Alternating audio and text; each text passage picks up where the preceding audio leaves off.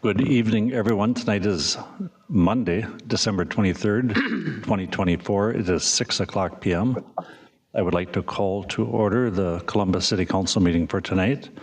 Our first order of business will be the Pledge of Allegiance. Please join us.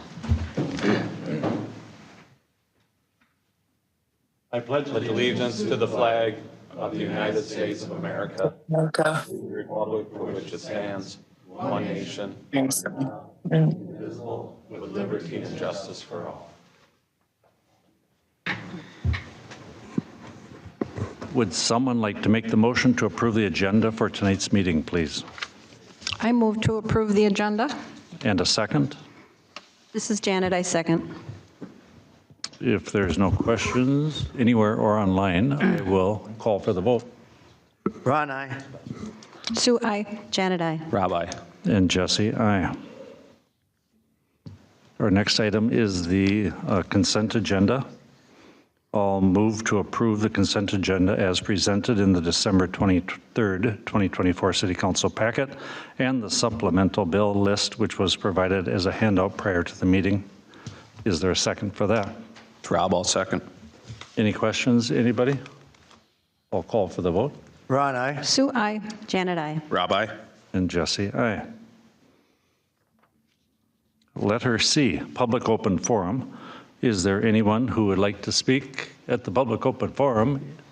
If you come up to the hot Won't seat keep you very long, I promise. and pull your mic way up Okay. so we can hear the echo.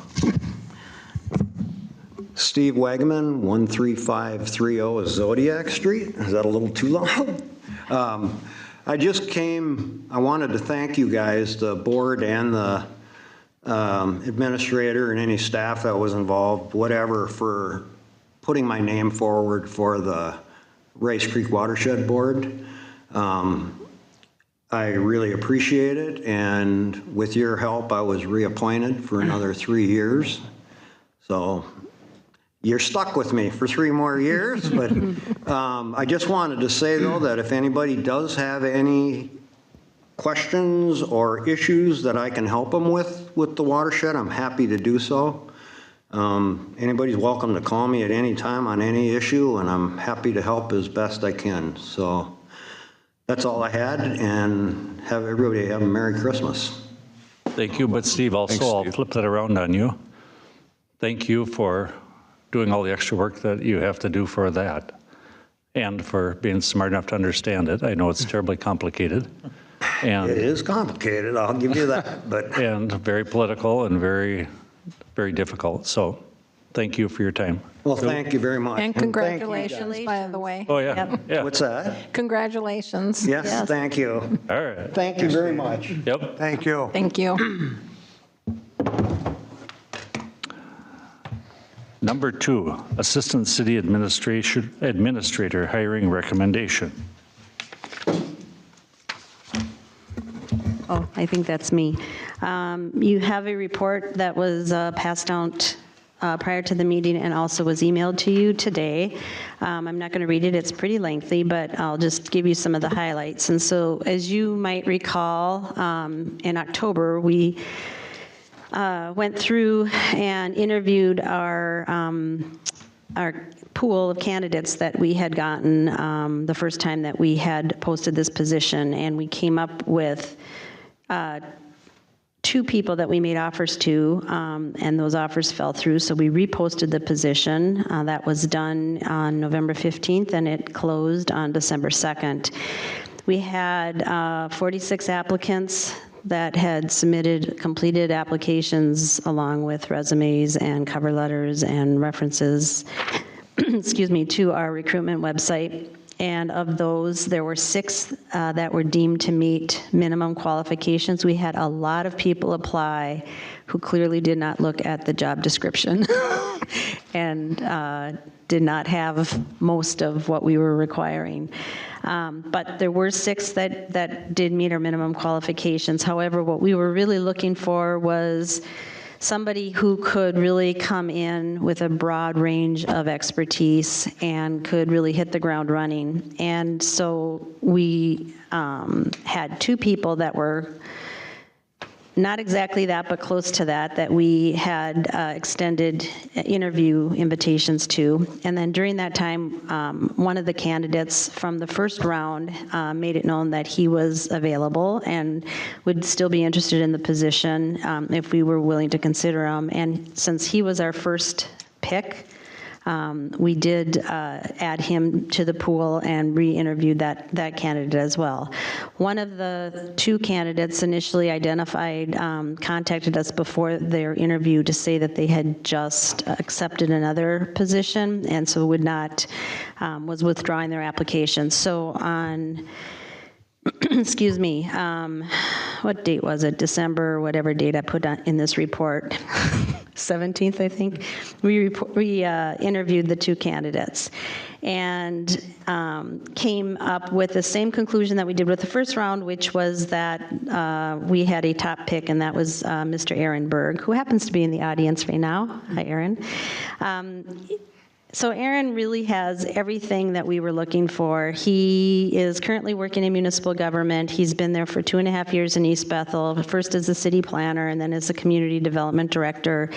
However, he's had several other positions that have afforded him the skill set that we're looking for, and I listed all of those in my report, but essentially, these jobs gave him a broad expertise within management, supervision, HR, IT, website development, policy setting and implementation, really all the things that we could be hoping for. He accurately described himself as being the Swiss Army knife that Columbus has been looking for, and we couldn't agree more. That was a perfect description. It's kind of like, you know, if we needed a skill, he could find it and implement it. So we are proposing that we make an offer to Mr. Berg. I've outlined in this report where we would start him on the pay scale and what the other benefits are. And I'll take any questions that people have. Otherwise, I'll make the motion.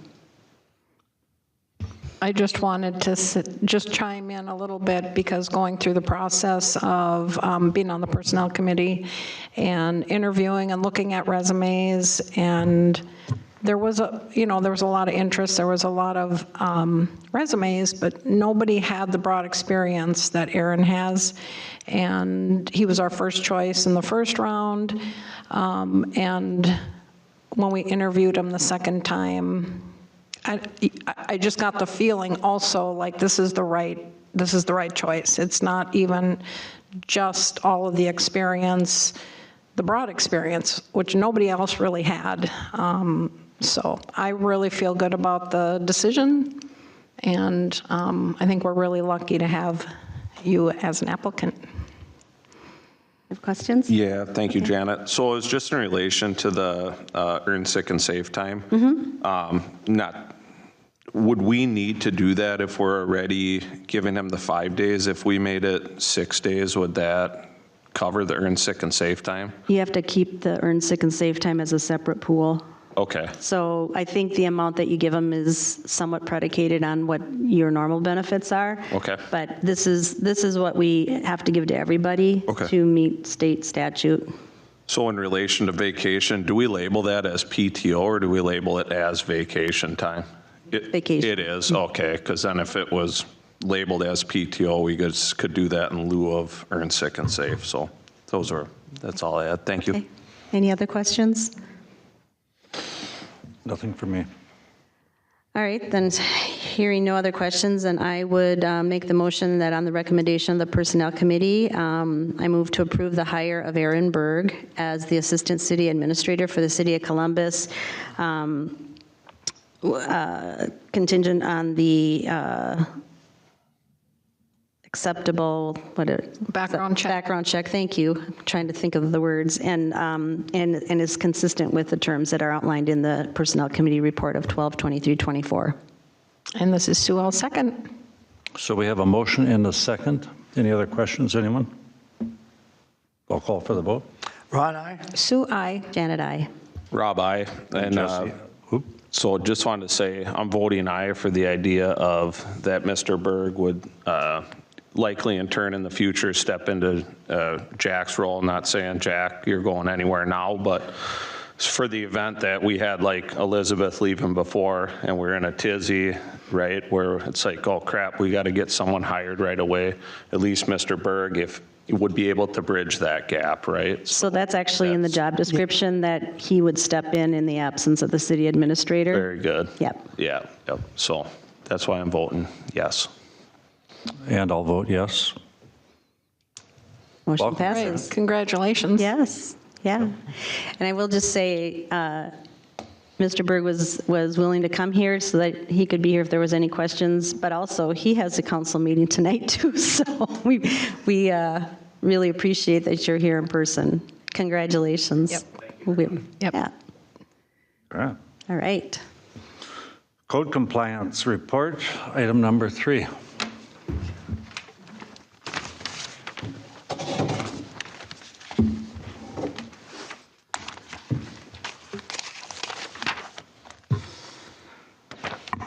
Sorry, I won't be able to see the screen, but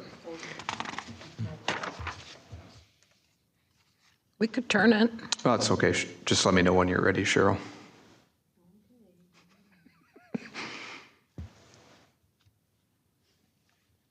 I will say I really liked your your design for your presentation. Yeah, I was just Very going to say nice. that. Kind of has a Christmassy look to it. that's right. Yeah.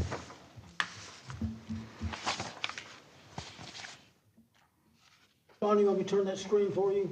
Oh, I can see it from here. Sorry, I thought it was on that one. My apologies. All right, so screen 1 with the compliance categories, just the percentages across departments. Clearly, 81% is just general ordinance, which is the vast majority of the calls I receive. Kind of a broad category, but 37 for general ordinance, 5 for zoning, which is typically surrounding CUPs, IUPs, 2 for building and 2 for public works. Next screen is I received 42 new cases, 6 of which are still open. So 87% clearance rate. The vast majority of those were usually well within a week. Having said that, there were some that were over a year, and those were mainly surrounding either legal issues or the CUP issues. Monthly, yearly for 2024 cases. As you can see, most of the time, these cases that were started in 2024 were finished within the same month. The ones that, again, were left open were either CUPs or they were cases where we needed to give this person time to, whether it be clean up or get into voluntary compliance. And these were only 2024 cases. These were not previous cases. So 2024 cases kind of mirrors one of the first screens. 5 for zoning, CUP, IUP, 5 open, 5 closed. General ordinance, 37 open, 6 closed. The public works building and the miscellaneous 2 all were closed. So the remaining open are the general ordinance ones. Next screen is closed cases. 17 previously open cases were closed in addition to my 2024 closed cases. Some of the big ones that were resolved was Super B. This was a commercial business in a residential zone off of Apollo and Pine. All of the equipment and roll-offs have been moved from the property and the business has moved to Schaefer. This is the one where the letter was drafted by Bill and signed by the Super B CEO. Iverson Street, the exterior storage was cleaned up. However, the property owner may be bringing in additional items back to his lot. Some monitoring is going to happen in that. So there was a period of full compliance. I have heard, although I have not received a complaint as of yet, that some things were brought back. Another big one that I've been dealing with since 2023 was Dave's Contracting on Lake Drive. Long-standing issue between commercial neighbors. I worked with Anoka County, my cohort in Anoka County. He did his thing and I did mine in a joint effort. And Dave's contracting is now in full compliance with his CUP. The neighbor has been reached out and told that, so he seems satisfied with that. Some of those cases, well, all three of those cases were from 2023. So for an example, Dave's contracting, it would be, okay, I'll see you in a month, there's been progress. I'll see you in a month, there's been progress, pictures taken along the way. So ongoing legal cases, Rock Communication is still non-compliant with their CUP. LCI Landscaping is still non-compliant with their CUP. I don't know this as a fact, but I have heard that LCI may be moving their business completely out. There is a for sale sign. Yes.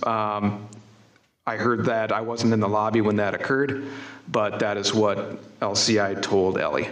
So, Okay. Yeah, hopefully that gets resolved.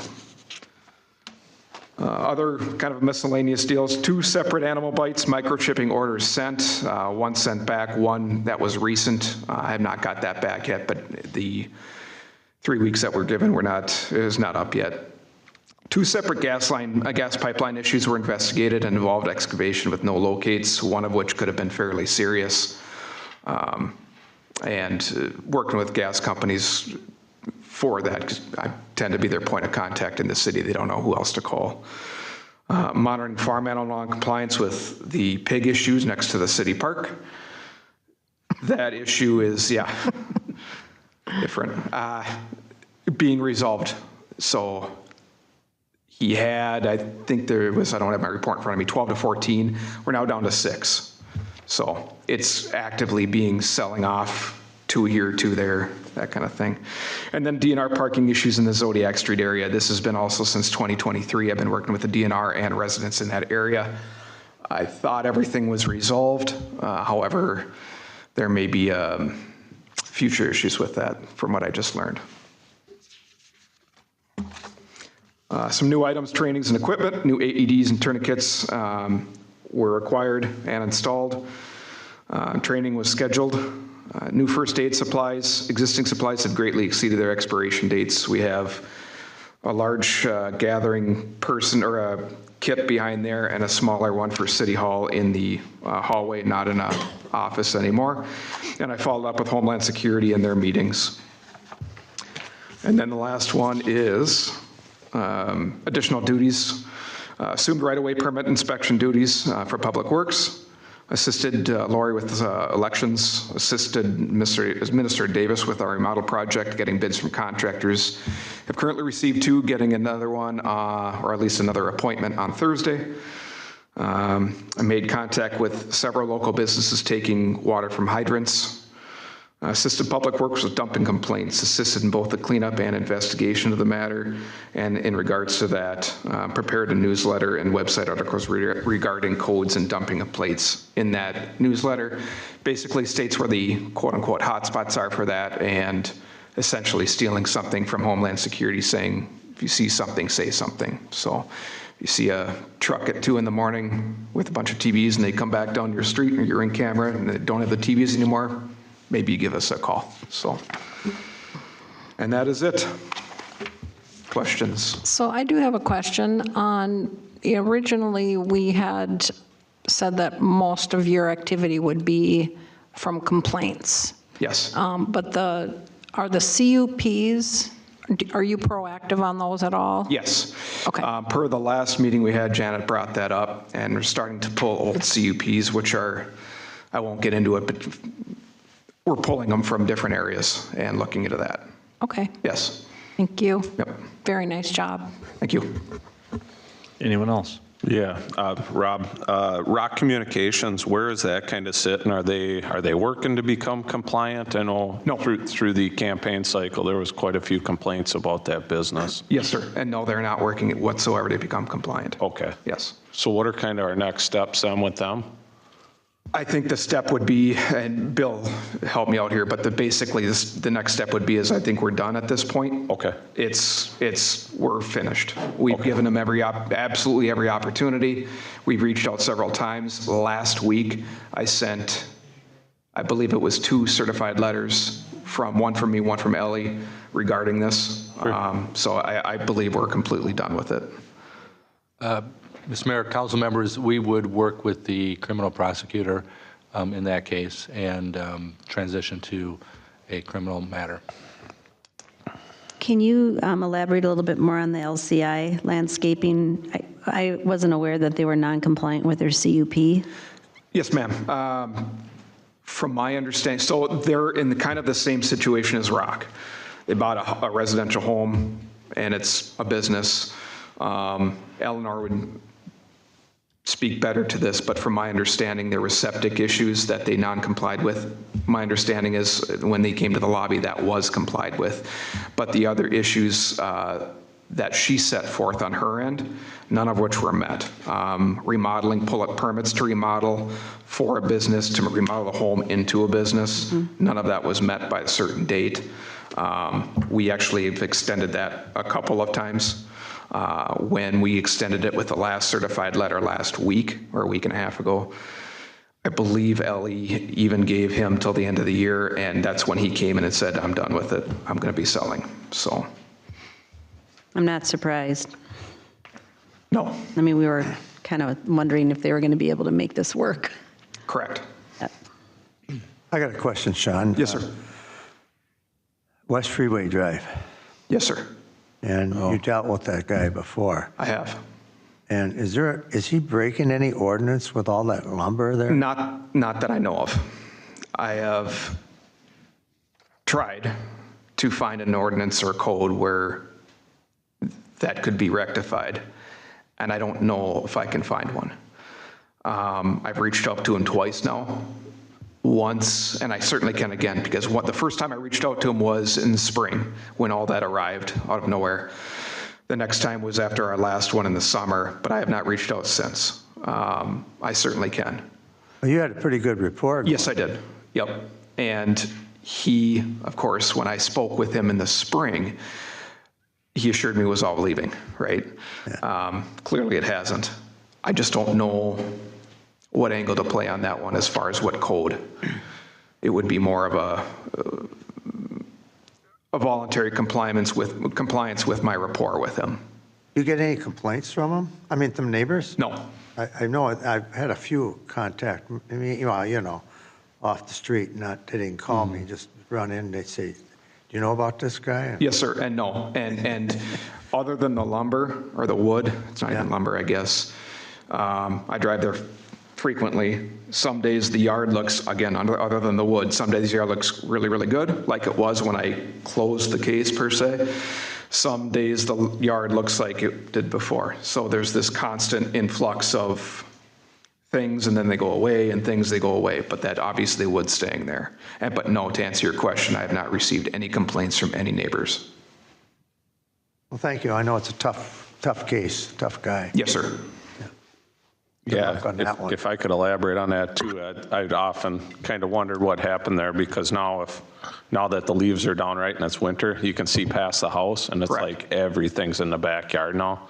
And I don't know if him and the guy on Iverson are in cahoots, but I've seen the Iverson guy bring things there things that were on Iverson. So To the point of Iverson, just, I seen him back into my neighbor's yard, and there was a junk car in the backyard. He hooked up to it and brought it to his house and put it in his backyard. It's like, what are we doing? Yes, sir. And I heard a rumor about that. I just couldn't prove it, but yeah. Yeah. Proved it for me, so. It was like, hey, I'll tow it to the junkyard for you. More or less. But not what happened, Correct. right? Yeah. So I can certainly reach out to him again. Last I know, we were getting along just fine, so hopefully that hasn't changed. Yeah, it's not, the Iverson's not nearly the case it was, right? But it's a trickle effect. Correct. So a question on that. So, I mean, clearly there were multiple complaints about the Iverson Street property, and you worked miracles getting that all cleaned up. Is there anything, do you have to wait for more complaints, or is there an expectation that that you have to maintain what you worked so hard to accomplish?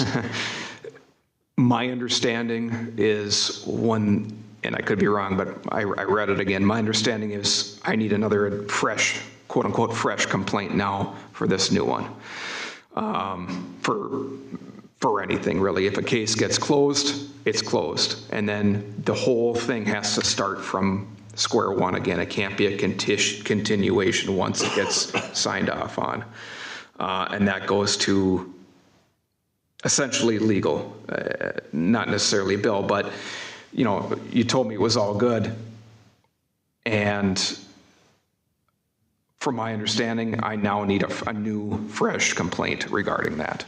And I have not received one. Is that true, Bill? I mean, it would seem that if it was a different problem, that would be true, but if it's the same problem and now it's just sort of backsliding into the same old, why do we have to wait for it to become crazily like it was before we, I mean, then it's just that much more to try to clean up for him and for you. Mr. Mayor, council member, I think the circumstances would allow you to kind of keep an eye on things. Okay. And the reason I say that is because my understanding is we adopted some of those practices as policy. And so policy doesn't have the force and effect of law. And so it really says what our practice is. Our practice is a complaint-driven system, but given the years and the resources that went into getting that cleaned up, I would be comfortable if we just had a regular monitoring action, particularly what Councilmember Bush said. If we believe that, you know, materials are being moved around the community, I think we can take note of that. And I'll take a look at the policy, but I think given that we didn't adopt those practices as ordinance, I think that gives you a little more flexibility.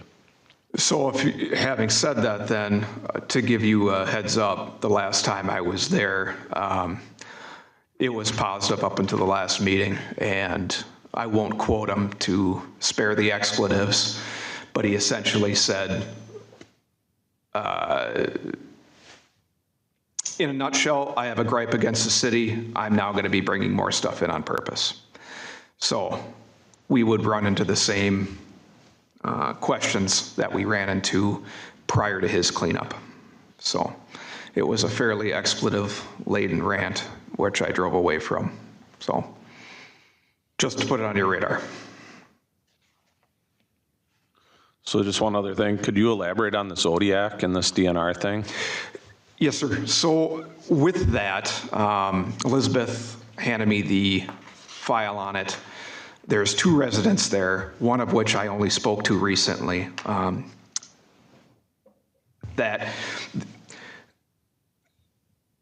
back up, that whole area being surrounded by Carlos Avery, the complaints from the residents are parking blocking the street, not enough parking for Carlos Avery, and trespassing issues on private property. 90% of that, from my understanding, is not our purview. DNR has land surrounding that, and working with Bill and the residents over the past year and a half, essentially I thought it was settled. I reached out to the person with the major gripe on it and said, hey, this is what it is. I laid out what Bill said and what the DNR attorney said and said, here's the answer. He wasn't happy with it, but he said, if that's the answer, that's the answer. I now received a complaint from a different resident mirroring Mr. Machi's complaint. I told him the same thing that I told Mr. Machi with the attorneys and what they said. And I said, you know, wish I could do something for you, but I can't. It's out of my head. It's not the city, it's the DNR. Yeah. It's their issue, and it is what it is. He did not like that. He said, I'm not ticked at you, but he goes, maybe I have to bring it to city council. I said, well, if that's your choice, that's fine. But you know, it's a DNR easement issue. It's not a City of Columbus easement issue. So, sure. So how is that not our issue though, being they're parking on our city road? That road's not owned by the DNR, it's owned by the City of Columbus. The part where the part that is the issue is the DNR parking pad not being big enough to hold more than 2 cars. Sure. They want a bigger parking pad on DNR property, from my understanding. And then the trespassing on private property would obviously be there, whether it be the game wardens or the sheriff's office. Okay. Yeah. Sure. Okay. Thank you. Mr. Mayor and Council, I have a recollection, and maybe Jim can help me, that there was some discussion with the DNR about adding spaces to that parking pad. I don't know if there's sufficient room, but that would certainly be one thing that we could follow up on. I know there was. We did add space, which Okay. is the not sufficient enough at this point, but given Okay. the area that we had to work with, we basically widened one end of the road all the way down at the end of, I think it's 165th. And there's a, no parking over here and you can park here type of deal, but it's big enough for 2 vehicles. And So you did what you could. we did what we said, yes. And Councilman Bush, I'm starting to recollect, because I have notes of all of my conversations on the computer. There was, with the easement, there was something with, if I'm correct on this, Mr. Machi signed an easement agreement with the DNR, not with the city of Columbus. Okay. So that's where that kicks in, along with the parking pad, that's where that kicks in. Yeah. It wasn't an agreement, if I remember right, the city said, nope, if you guys want to sign an agreement, great. But I do have that per the emails and notes. Okay. Yeah, and I asked to bring it up just to get it on record, because a few of those neighbors have reached out to me. It was something that when I first got on council, I think got brought forth. What they said was, they heard a lawnmower going, nobody notified them. Next thing you know, there's a trail getting cut through what they thought was their property. Okay. When they purchased the land, there was nothing on their record of an easement being there, nor on the existing homeowners. I know there's a couple houses down there that are owned by the same resident. They rent one out, and then they live in the other, and then I think there's the Machi, like you said, that's the whole end of the road, right? Yes, sir. And the one you're talking about with the title, I just heard from him maybe 2 weeks ago. I can't remember the timeline, but if he wants to have a sit down, that's fine. But that would be, and I'm not a title guy or a legal guy, but would that probably have to be listed on his title? And if it's not listed on a title, then he has to bring that up at the title company. Yeah. And some of the things that we're asked to do, it doesn't appear that it would fall under the city purview. It's more to do with the DNR. More of the DNR and them. Okay. From my understanding. Thank you. I just want to make sure I'm doing my due diligence on my end. Yes, sir. Right? So, thank you. Sean, can you also elaborate on the Dave's contracting on Lake Drive? I have no recollection of what the problem was there. I don't know. That problem was never brought to the council per se. It was a problem that has been attempted to be troubleshot for years. And the business to the north of Dave's Contracting, which doesn't have a signage or anything, you've passed it probably a million times, never knew it was there.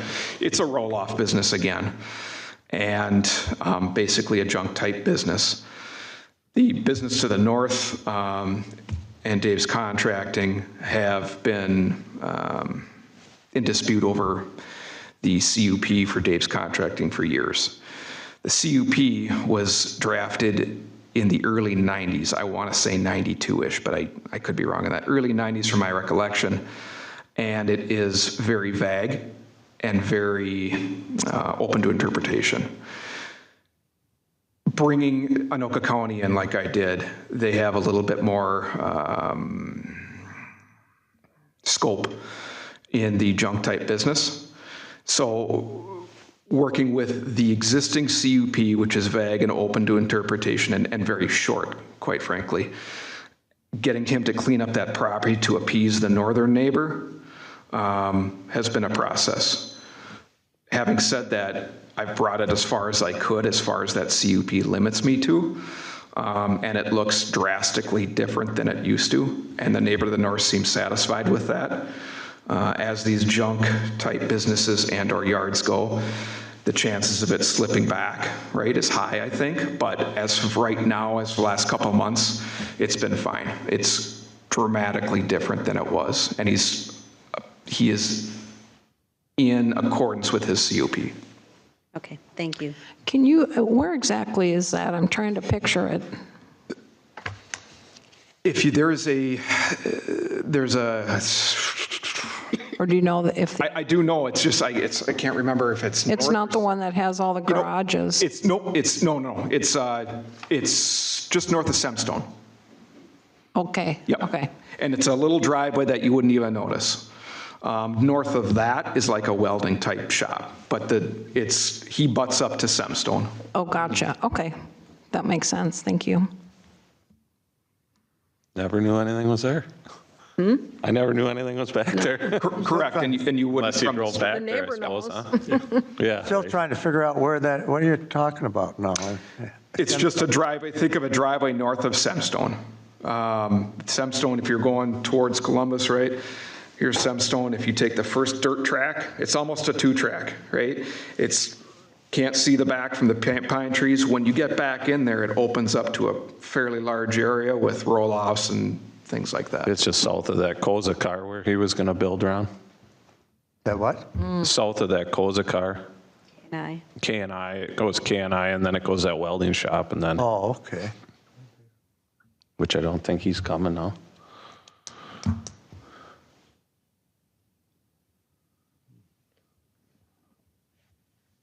Yeah, you can't see much from the road. No, So ma'am. it's just the neighbor that can see it. Correct.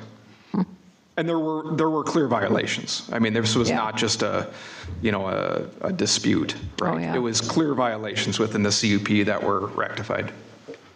Well, I've never seen that place. A quick question, back to Carlos Avery and all that. Was the first name on one of those complainants Pete? Pete? I don't recall. I don't remember the gentleman that called recently, his name. Only reason I know Mr. Machi, because I've been dealing with him for a year and a half, but. The other guy that you talked to, his name is Mike. Mike, okay, then no. I think I know who you, I got a call from somebody on it too, right around election time. Pete lives between the two. I gave him your number, Was Ron. there, the one house isn't occupied right now, the one you call the rental place, wasn't there kind of some drug activity going on? I do not know. And that's why that neighbor bought that house, to make Right. sure that nobody So could that's move Pete into and it. Teresa that bought that house. Correct. Okay, all right. I Yeah. know. It was a rental, and it was like a drug house, right? So, Yeah, they bought the house to get rid of it. I mean, not to Yeah. get rid of it, but. to keep an eye on what happened at the end I of the mean, there road. were allegations of, right? That's what attorneys say. That's what it was. Yeah. Thank you. And the police say, yeah, it's a drug house. Yep.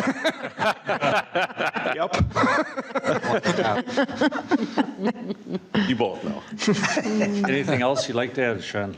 No, sir. Anybody else have more questions? If not, thank you. Thank you. Thank you. Thank you. It's a tough job. Who would know?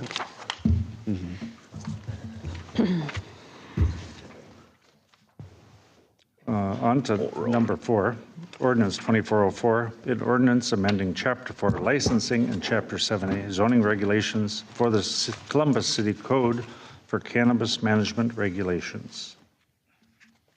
Jack? Thank you, Jesse. The City of Columbus City Council and the Planning Commission have been working on an ordinance to regulate the licensing and zoning issues regarding the cannabis legislation that was approved in 2023. The Planning Commission held a public hearing on December 18th, 2024, to take comments on draft ordinance 24-04 and ordinance amending Chapter 4 licensing and Chapter 7A zoning regulations for the Columbus City Code for cannabis management regulations. There was no comment from the public, and the draft ordinance was unanimously recommended by the Planning Commission to be sent to City Council for consideration at tonight's meeting. Staff is requesting that Council consider approval of ordinance 24-04. Approval of this ordinance will enable the City of Columbus to have initial regulations in place to address licensing and zoning controls when the statutory requirements of this legislation are finally and fully implemented.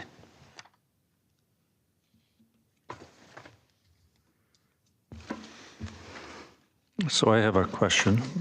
If we adopt this tonight, are we still able to easily, since the state doesn't seem to really have things in order, as they change things, are we able to easily amend this? Mr. Mayor, Council, easily, because it's zoning, it would have to go to part of it's zoning, part of it's licensing. The zoning part would certainly have to go through the Planning Commission, and so that's an extra step. But I think relatively easily, we're monitoring that activity. There's a lot of discussion around it. You know, it's in the news. So as those rules may be tweaked this session or in later sessions, we can certainly come back with changes. So I think it makes sense. I mean, the moratorium is up next month. I think it makes sense to put this in place, knowing that you've covered 90-some% of the issues, and that the 5 or 10% that aren't covered will be a result of changes to the law or the rules. Thank you. I'm still hearing that there's going to be potentially a lot of changes. So I still have a problem with putting an ordinance in place when it's such a moving target, especially because we're requiring that they get the license first, and the state has said they're not going to be in any position to grant any licenses probably until late summer, early fall, if even then. So there's no rush to do this. I also really advocate that we stick. I know we have said that retail has IUPs. We've carved down on page, whatever number, 29 or 11 of 12, depending on what you're looking at, which types of businesses would be under an IUP and which would be under CUP. But I know in Forest Lake, their ordinance states that every single cannabis business is going to be under an IUP. And I think that makes sense for where we are in terms of things being so fluid with this. So I would still advocate that change to this ordinance.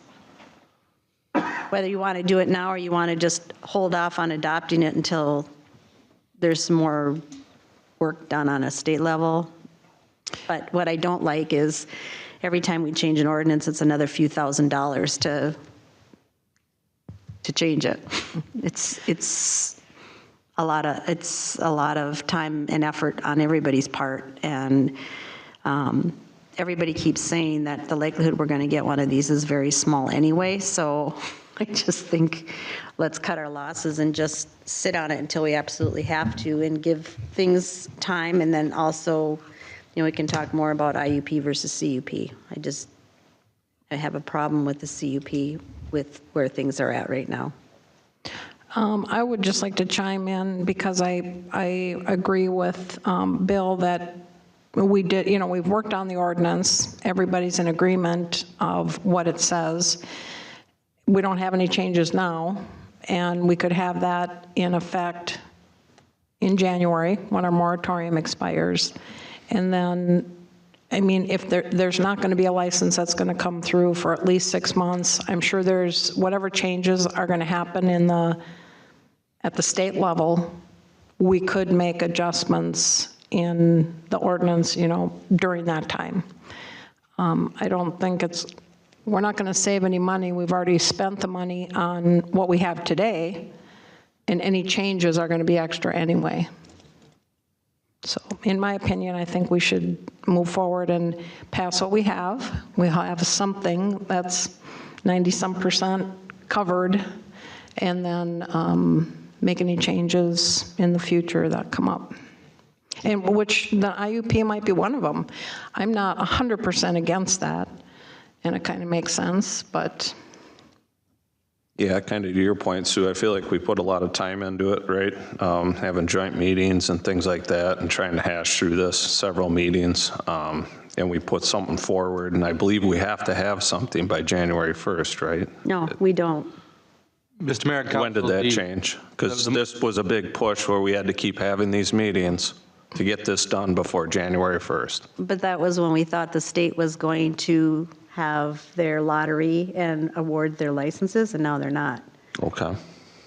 Mr. Mayor and Council, the reason I'm advocating for finishing your work is because there's a lot that's not known. And so the moratorium is your protection to have that space of time to adopt these regulations. And you've spent a year on it, and resources and time. And as your legal counsel, to me, it's better, and many cities are taking this approach, to adopt what you have because it gives you the protections that you've debated and discussed. And so most of the cities that we've been monitoring and using as kind of a model, and I think Megan did a memo on that, different cities that we've looked at, they're adopting this. They're putting it in place. It's a protection. It tells anybody who's going to come into your community that this is a regulated industry in this community. So that's why I'm advocating for it, but it's certainly a council decision. Okay. And I agree with that. I agree with passing it tonight. Same. So then can I make some suggested changes? I mean, they're not big changes. Well, if they're typos, They're not typos. but I mean, any kind of policy change, I think would need to be. It's not a policy change. Okay.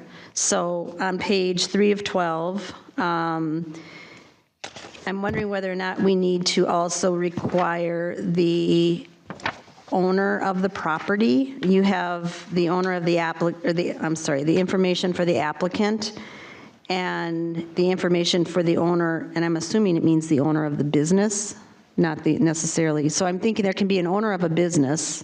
There can also be an owner of the property, and they may not be the same people. So do we need to also add that we want the owner of the property if that's different than either the applicant or the business? Mr. Mayor and Council, what we typically do with all applications is they're certainly on the zoning side. Now, this is the licensing side, but on the zoning side, they have to consent to the use. But we don't typically put the business requirements on the owner of the property. It's the business is licensed. That's the entity that we seek the information for.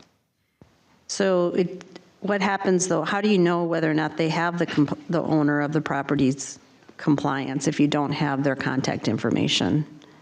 I mean, It's my understanding that you would you have both the zoning requirement and the licensing requirement. So under the zoning requirement, you would have the consent of the owner.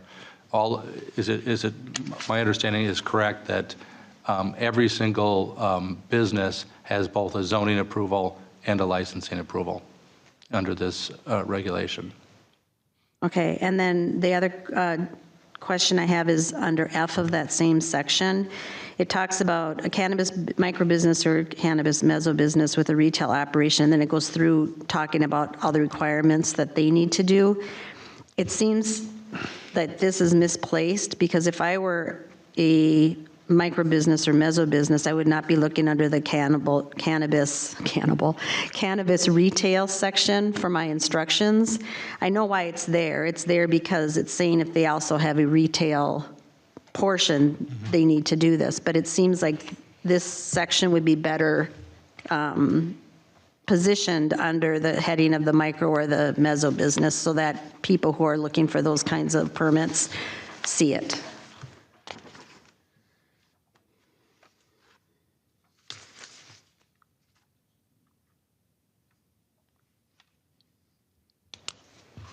So where are you suggesting it goes, Jan? Well, I'm assuming, I didn't get very far. I scanned this pretty quickly, but there's, all of this is about retail. Most of this is about retail. If I'm a business, if I'm not considering myself a retail business and I'm opening a meso or a micro business and I'm scanning the ordinances, I wouldn't be looking under cannabis retail business license applications. So I'm just thinking that if you're that type of business, this may easily be missed because they wouldn't think to read it. And I didn't know if there was, I was assuming that there was a section that dealt with each of the different types of cannabis businesses. Maybe there's not, but. I think I've read through this today to be prepared for this evening, and my understanding is all those businesses were being treated as retail. And so that's how I read it, but I have not read it as many times as Megan.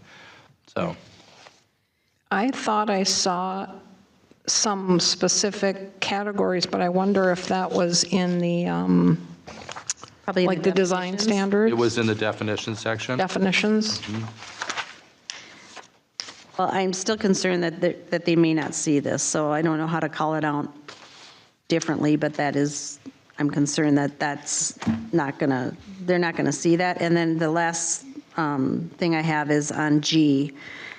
I think it would be clearer if we just added, so I'm in the last sentence of it. We're basically saying that they need a detailed description of everything that they sell.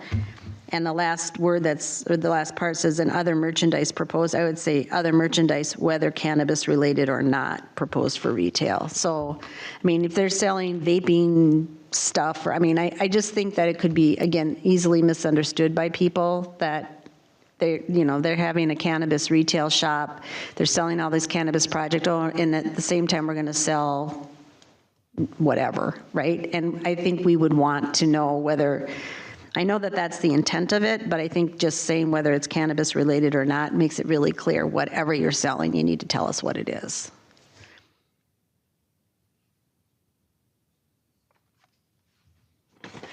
So what would you add to that, Jenna? I would just add the words, when it says and other merchandise, I would say whether cannabis related or not, proposed for retail sale. And then I still would advocate that we put everything under an IUP. I know that that's not a small change. Well, right, that would be a policy change, and I think everybody agreed, and we voted that it would be an IUP. So that would have to be brought forward in a policy discussion. Mr. Mayor and Council, I think the change to G is relatively minor and it makes sense. I think the change to F can be picked up in any housekeeping that's done after state law changes, just because I haven't had time to figure out where it would go. So rather than do that on the fly, I think we could do that. I'm gonna note that it would be a housekeeping change. Okay. We also do housekeeping changes with ordinances from time to time. And so this is one I'll note. So that would be my recommendation.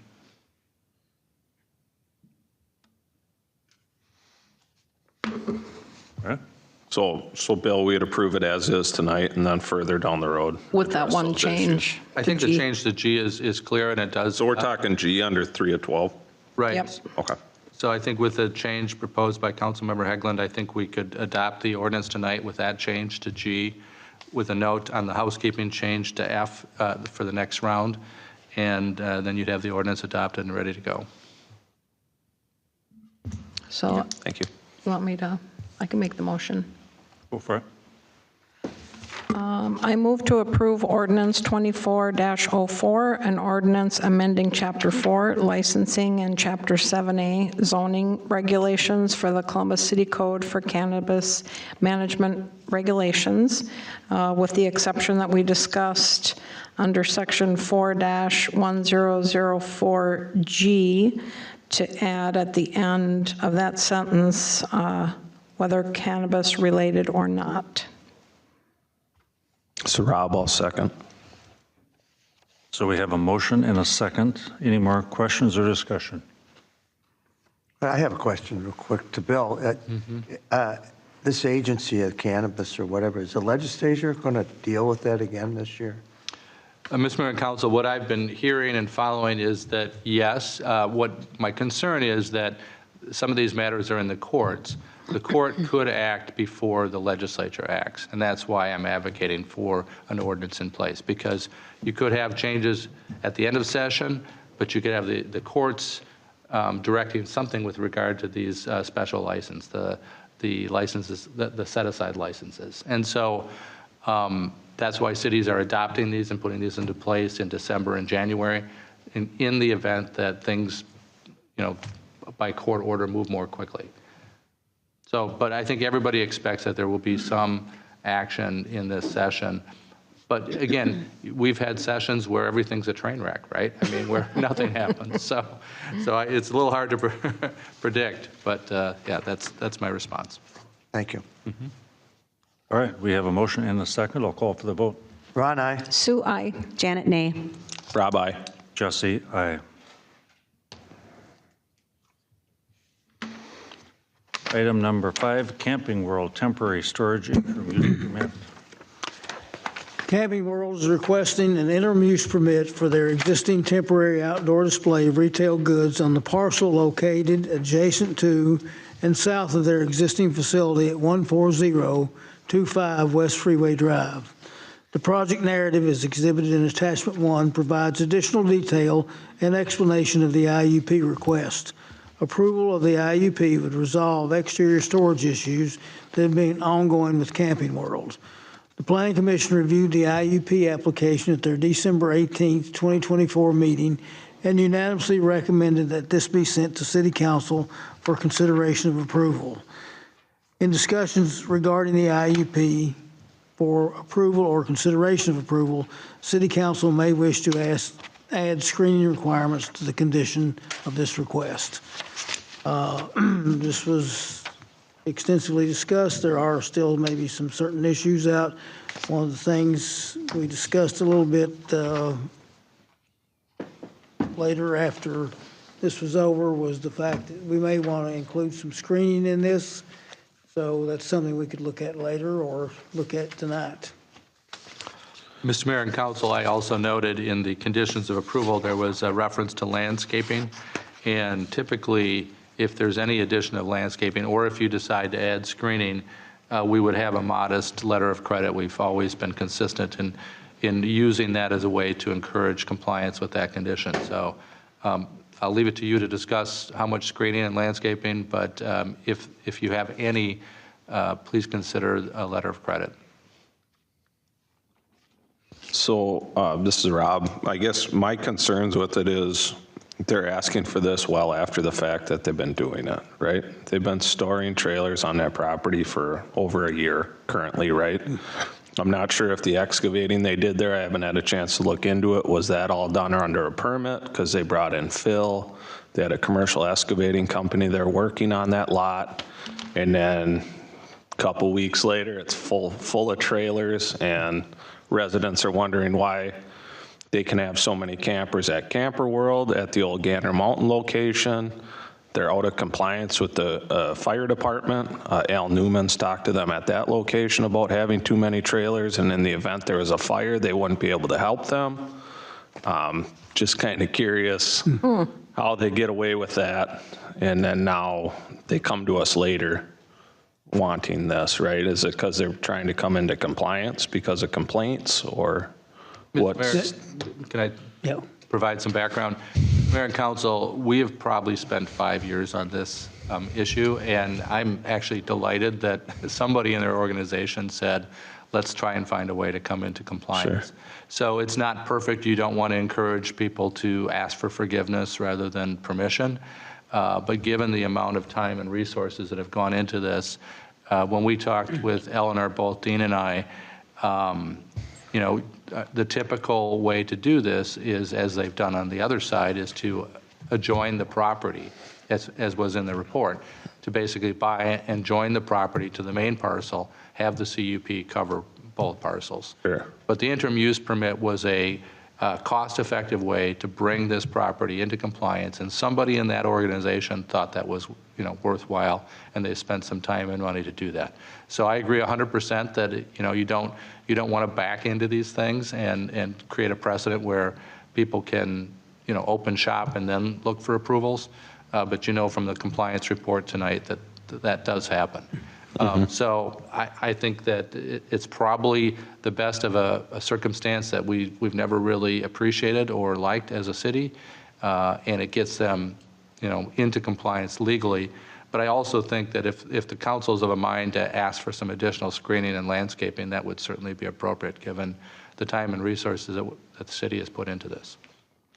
And I just wanted to, I was at the meeting as the liaison at the Planning Commission, and I had read through it, and I understood, and they talked about all the time that went into trying to work out something to bring them into compliance. But that never came up, the fire thing, Rob, that you just brought up? Yeah, and that's at a separate location, so maybe they're the same company, right? They're at two separate locations, but the old Gander Mountain, that's been an issue, and they haven't taken the word from the fire chief. I believe Mayor Al brought it up at one of our meetings at the fire board. So it's on the other, can you bring the map up? It's the other location, so maybe I shouldn't have brought it up in relation to this, but it's the same business, two separate locations, right? I mean, I was there today.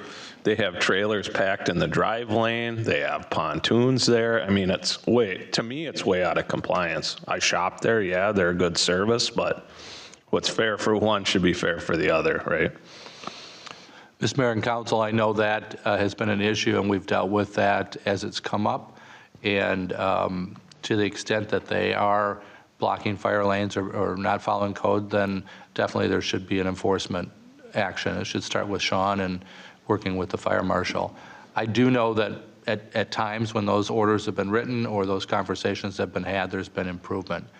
They are two separate applications, but certainly Sure. in that they're similar ownership. Okay. And that makes sense to have him take a look at that part, but looking at the part that we are looking is just that little section down there.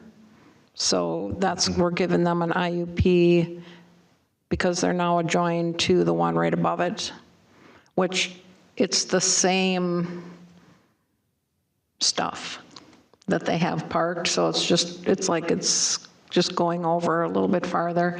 I don't see an issue. I mean, the other area's already there. It's just a little bit larger area that has the parked campers. So to me, it wasn't that big of a deal. I mean, there's already, they added, 30% or something of space of the same thing. So, and there wasn't really any complaints. I asked about complaints. There wasn't any complaints about if that was an eyesore or anything. There wasn't anything like that. Sure. With the advantage in this case of the IUP is that when and if that property is ever sold, the IUP doesn't run with the land. If they had gone through a purchase, the CUP does. And so there is a lever, if you will, if that property is sold. Hopefully it would be purchased by Camping World and it would be joined, the property would be joined. But that it is not a permanent right. Okay. So how do we address the precedent that's being set for allowing only outdoor storage on a parcel of land? I don't think we allow for that. So that's my concern. I mean, I think Camping World's a great business. I mean, I liked them when they were Coates RV, so I don't want to make life tough for them. But I am worried that you've got this piece of property that isn't theirs, that they're leasing, that they're only using for outdoor storage, and then how do you say no to anybody else who wants to do that? Mr. Mayor and Council. And that's kind of where I'm going with it too, right? That was for several years, that was our concern. There is a change in the law that allows zoning lot configuration. Now, we haven't updated our ordinances to allow for zoning lots. That's much like when you join tax parcels for tax purposes. You can treat two distinct parcels as one parcel for zoning purposes. And so because they have significant investment adjacent to this property, we're using the development agreement to treat them as one for the purposes of zoning. And that's stated in the recitals in the zoning, or in the development agreement.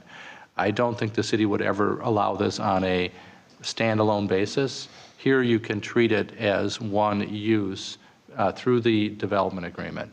And that was the device we came up with. Dean and I kind of found a creative way where we could both agree that this could be treated as one use for the purpose of zoning, and the development agreement and the IUP is what connects those two parcels. So the development agreement's being amended to include that language? Oh, good. Yep. That makes me feel a lot better about it. Then the last thing is, I do think we should put in something for landscaping and screening. I talked to the fellow that was here during the hearing, and I asked him if that would be a burden, and he said, I expect it. I expect you guys to require, that doesn't surprise me, and I would expect it. So I would like to have that added as condition. And the screening, from the council standpoint, where would that screening be located, along the front property line, or? Well, I don't think you can really do it over, it'd be great if they screened it from the freeway, but that's not the parcel that we're talking about, so Okay. I think it has to be there, yep. Okay, thank you. Verifying. Along the west boundary.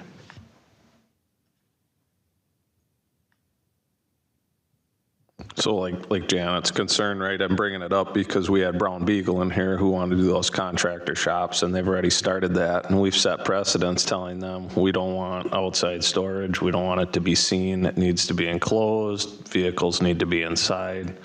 And now we're going to put 100 campers more that are already there, non-conforming, right? But Mr. Mayor and Council, this is a legal use in this district. It's just the fact that they don't own the parcel. If they own the parcel, Sure. they can do this under a conditional use permit. okay. Yep, so that's the distinction. But I think in the past, I mean, to Rob's point, it's been the number. I mean, their CUP had a maximum number that they exceeded, and that was the non-compliance. I don't know where they are right now, but I just want to make sure that we aren't opening ourselves up, and it sounds like we're not, if you're going to amend the developers agreement. And then I think screening it gets us back to kind of the same rules that we have for everybody. That's right, Mr. Mayor and Council. The view is that having a development agreement and an IUP with conditions of approval gives us some enforcement capability where we've just been cajoling for way too long. So. I got a question. Do we have any idea how many units they have on that property, or how many they're supposed to kind of limit them? Is there? Well, they have, I mean, I know when we were talking about the Gander site, the former Gander site, there was a maximum number that they could have, and they exceeded that. And I agree with you. I mean, I drove through there, and this not recently, but I think that's what prompted Al to go and take a look at it. It's like the fire lanes were blocked, the drive lanes were blocked. I mean, if there was a fire there, it would just be a disaster. Yeah, there's hardly enough room for someone to park to shop there. Yeah, I'm driving. No? I'm driving a Camry, and I can barely get through in between all those campers and boats. It's a strange situation, because you can go talk to one and say, do you have this part? No. Well, would your other store have it? I don't know what they have down there. I'm not affiliated with them. I mean, it's like black and white. They both are Camping World, but yet they don't. Well, they operate on, I don't know how they operate their business, but they operate under separate names. This has a different, they applied as Camping World, but I forget what it's called, River something. Yeah, something river, something RV, yep. And I'm not sure if that has any distinction, but I certainly think that we can communicate as a staff that, okay, there was, you got the IUP, you got the development agreement, we're going to have some additional landscaping, and oh, by the way, we still have fire codes and, other codes, building codes that have to be met, because they had both fire and building code issues within that north building, the one that's closer to the racetrack. And in terms of the screening, are we doing the 90% opacity rule, or what are we using as the, I mean, that's what we did for Love's. Within 5 years, I think they had to have 90% opacity. So I don't know if that's what you guys had in mind, but I strongly suspect that if you don't define it, it will not be what we want. No, that's what we need, and we need to establish, is it going to be the vegetative screen as you're describing, or is it going to be some other form of material? I think it can be whatever they want it to be, as long as it meets the criteria of screening out this from view. And I think, if I'm remembering correctly, with Love's, which I think is similar in the sense that you've got all these trucks lined up, I think they had to meet 90% opacity with a combination of landscaping and whatever else within 5 years. Well, that seems very reasonable, given the precedent, so if, when the motion is made, if we could include that. I got a question, Bill. Either you would know or the mayor would know. How did they get that strip up on the north end there? I mean, all of a sudden, they just started putting things in there. When did that come into it? We had a very similar conversation, and they were using it on a handshake. And we had enforcement actions and threats of enforcement action, and finally they purchased the land and joined it to the main parcel. And we suggested they do the same with the south parcel, but it's separately owned, it's in separate ownership, and so they can't force those owners to sell them the land. I mean, honestly, if you really do not want to go in this direction, then you turn down all of this, and then we're going after them to remove trailers from that property. And so this is, I mean, that's certainly a direction. that you could go in, but this is one alternative that we finally arrived at to bring them into compliance, to have some conditions of approval, to have a little bit of teeth in the conversation. And somewhere somebody in the organization said, we've got to find a way to make this right. So when did that occur, you think? I don't know, when did they come in, Jack? 4 or 5 months ago? For that top part? No. Oh, no, that's years ago. That's maybe 10 years ago. Would you remember that, Mayor? I wonder if they acquired it when that place went foreclosure that's attached to that little strip there. Because is that the one with the few buildings on it? Mr. Mayor, Council, I think it was the prior owner. I think it was, if my memory serves, it was the prior owner, Coates RV. Mark Pedersen. Right. They were parking in the mud, so to speak. And we wrote letters and we brought them in and we had conversations, and ultimately they bought the strip of land, joined it to the main parcel, put gravel down, class 5, keep the trailers out of the mud.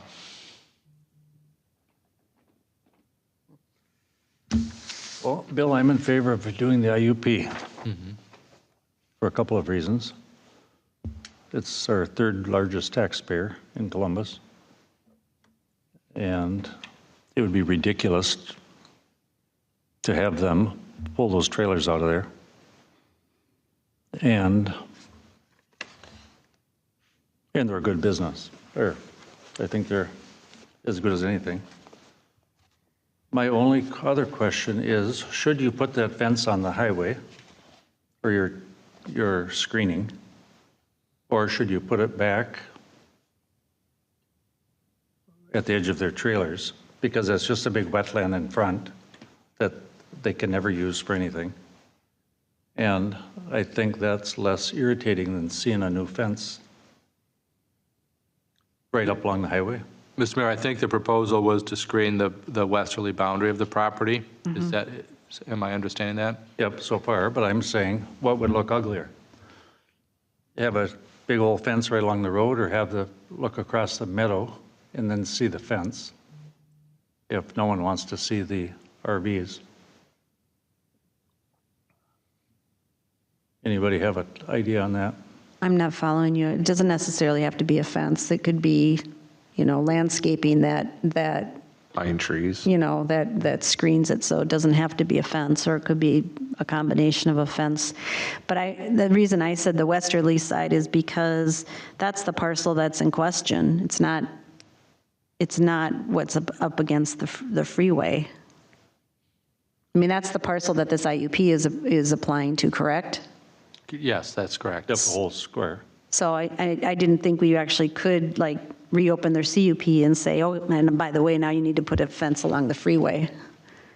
Mr. Mayor and Council, it also looks, just eyeballing the aerial, like they did add some landscaping materials with the original construction where Jack is moving the cursor. Yeah, those were all great big old box elders or something that died. And then they put in a bunch of Christmas trees, blue spruce and whatever. So if they could do that on the south of that would do it for me.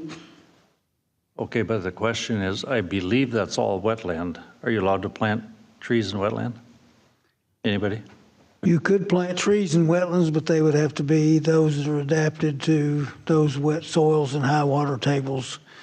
They probably would not be evergreen trees. Do some tamarack. Yeah.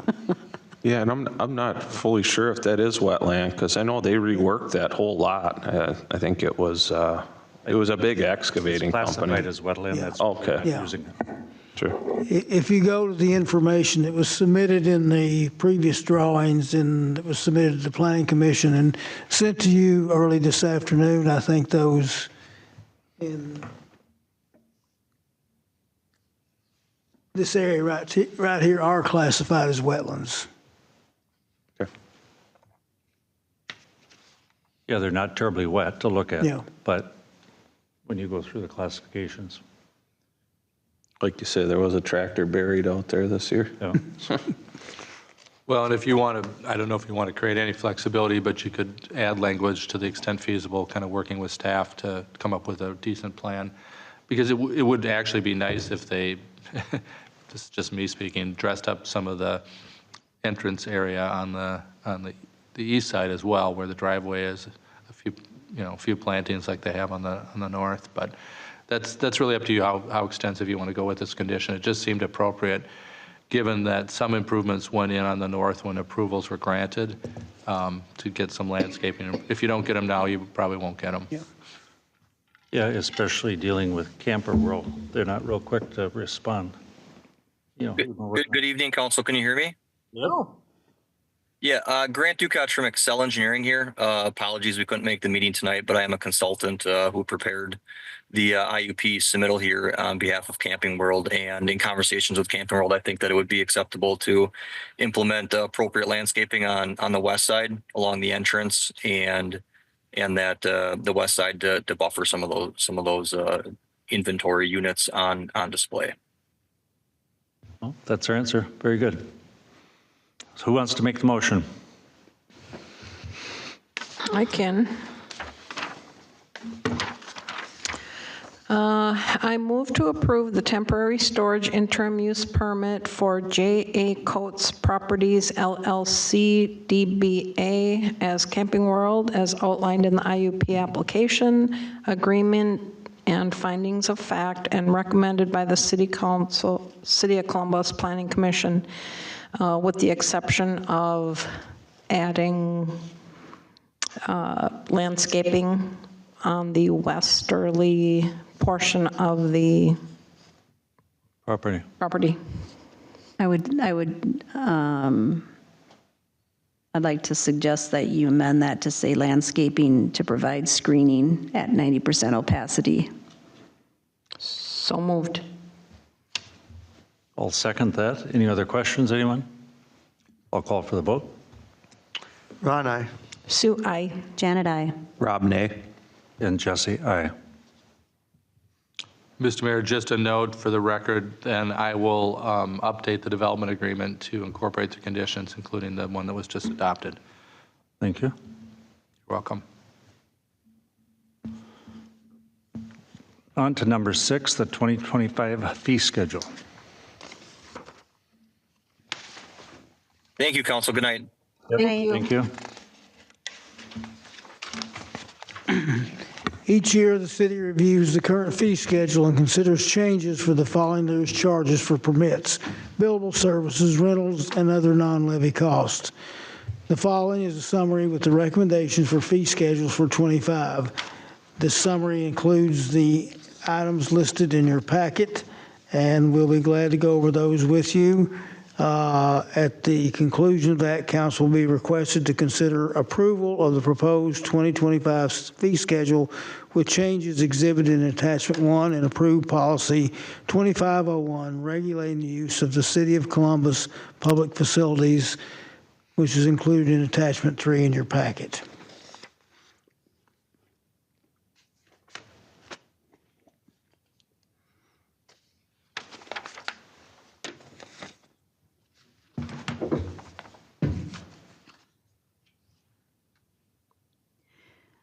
So Jack, what were the biggest increases? Everything I see are 731 to 780, 230 bucks to 240, 180 to 185. They seem pretty minimal.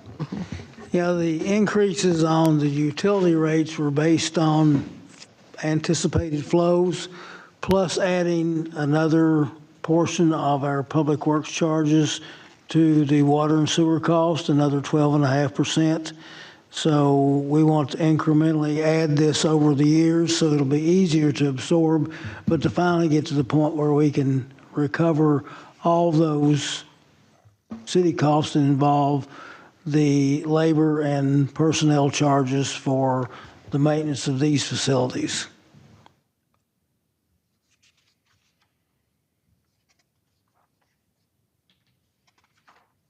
A lot of the rest of the charges are just small adjustments to bring this into compliance, where every charge ends in a 5 or a 0. It's much easier to do that. In most cases, it's only a couple dollars.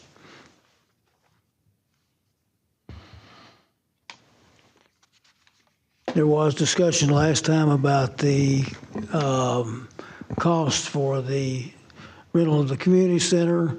Those were not changed, but there was a policy that we did find that was introduced to council in 2022 that seems to address most of those concerns. I would encourage you to take a look at that to make sure that's addressing the needs that you felt were necessary.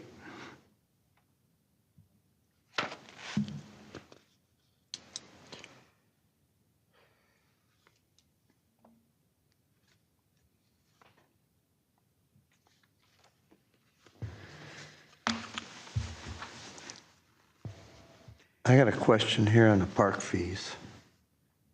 I can't remember, but why did we make the tournament fees from 400 to 500? And it just says to cover increased expenses. That was a recommendation of the board that we discussed because those fees hadn't been changed in quite a while. There are a few more costs in there, and that's what we thought it would take to cover those and still keep us even less than what Forest Lake was charging for use of their fields.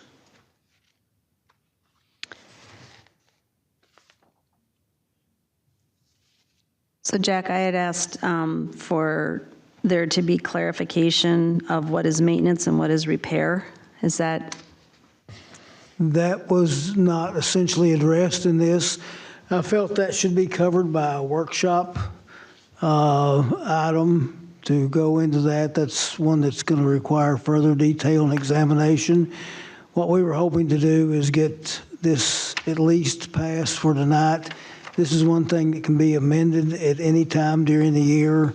The only cost for the amendment for this is it's an ordinance change that will require the advertisement of a public hearing.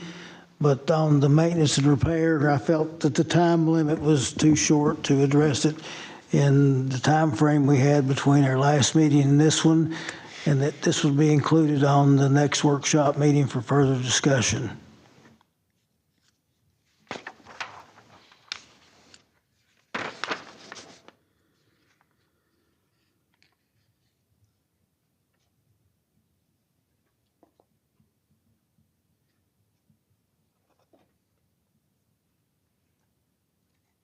And then I think the other question I had was, I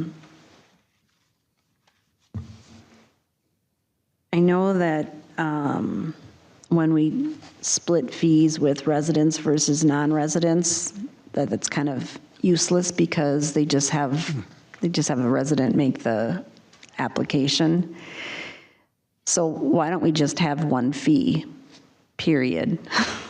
We could certainly do that. I mean, I've rented plenty of picnic shelters in my day, and nowhere have I ever been asked whether I'm a resident of wherever I've rented it, whether it's been, you know, in Coon Rapids or in Minneapolis or wherever. So it seems to me that, and maybe that's something that has to go back to the park board, but I would just say, if we're going to charge a rental fee, we should just charge a rental fee.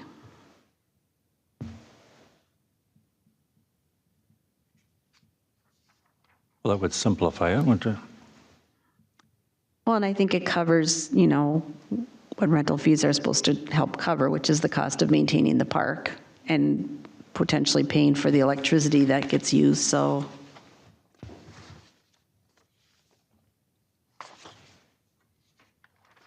And then I think the other question that I had, and this is probably more a question for Safe Built, is when they, you know, they have their fees for these different inspections, but if they aren't coming on site and they're doing their inspections via photos, I don't think we should be asking residents to pay the full fee for the inspection. I mean, I know that with my septic system, it was all done by photo.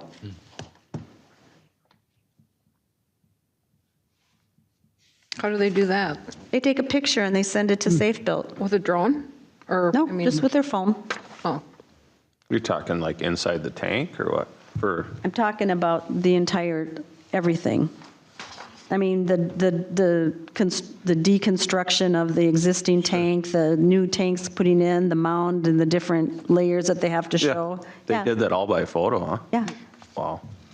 Yeah, that shouldn't be acceptable, in my opinion. Talking with the sewer companies, They actually have to come out and physically look at the soil borings. I know they did it on mine 20 years ago. Well, I mean, they look at the soil borings get done by the designer, and then they get redone, and they did come out and do that in person. But when they're installing the system, what I was told was, well, if they work with a contractor and they know the contractor does a pretty good job, then they're willing to just do photos to kind of speed things along, which is fine. I mean, I'm not questioning that they can't do their work that way. I'm just saying that if you've got, I don't know, $300 or whatever they charge, because that's part of the fee that, or part of the cost of having somebody drive out to your place and look around and then get back in their car and drive to the next place. You don't have any of that expense with a photo. So to me, it seems like there should be some concession made if they're willing to do inspections that way for the landowner. I know that photos in my past experience have been used for certain type of roof inspections. Ice and water. Which is kind of acceptable, but you told me about this other, and I found that just a little unusual. And actually, I got complaints from 2 sewer companies in the city here where they did work, and it was when it was still MinSpec. MinSpec just said, take a picture and send me a picture. I'll come and inspect it later. And the contractor was concerned that if they just took a picture and then their work was denied, that was a legal issue. Like, they didn't actually come look at it. They told me to do this, but it was just a phone conversation. They were worried, what if the next inspector shows up and says, well, I didn't say that? Because you're not gonna get that same guy all the time with a service, I get it in the case of like an ice and water or an air and vapor barrier on a house where that's kind of common practice. Being in construction for 20 plus years, I've never heard of that on a sewer system. Now, like I said before, I thought that was highly unusual, and a lot of the roof stuff too is some of these companies, or even building officials that are employed by the city, are limited as to what they can get up on a ladder to look at. So the photos make sense in that situation, but I'm not so sure about the sewer.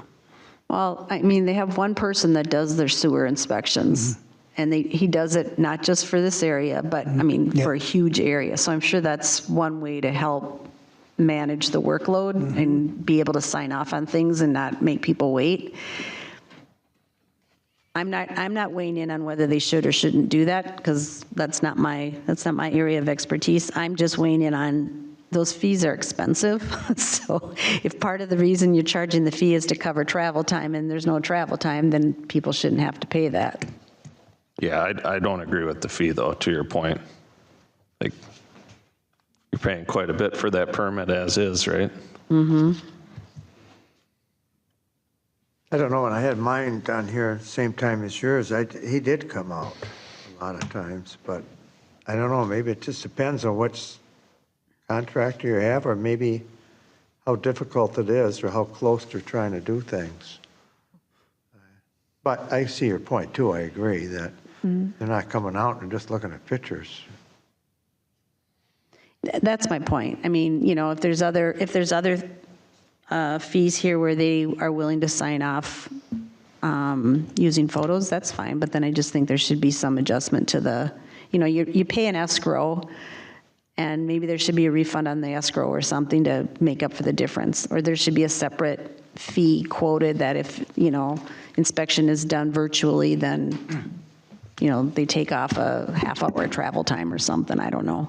It's hard to determine that. Yeah. How much is what? Well, I'm sure that they figure out their fee schedule some way. I mean, we just adopt what they tell us it's going to cost, right? So, I mean, they figure it out some way that makes it cost flow for them. So I'm sure that travel time is part of it. And Bill, correct me if I'm wrong, if we adopted this fee schedule, but there was a reduction in the fees, would we still have to have a public hearing to amend that cost? No, you do not. Okay. So if you want to go ahead and approve this, we'll follow up with Safe Built to see if there's a potential reduction in those fees for their using photos. We'll be more than happy to do that and report back to council.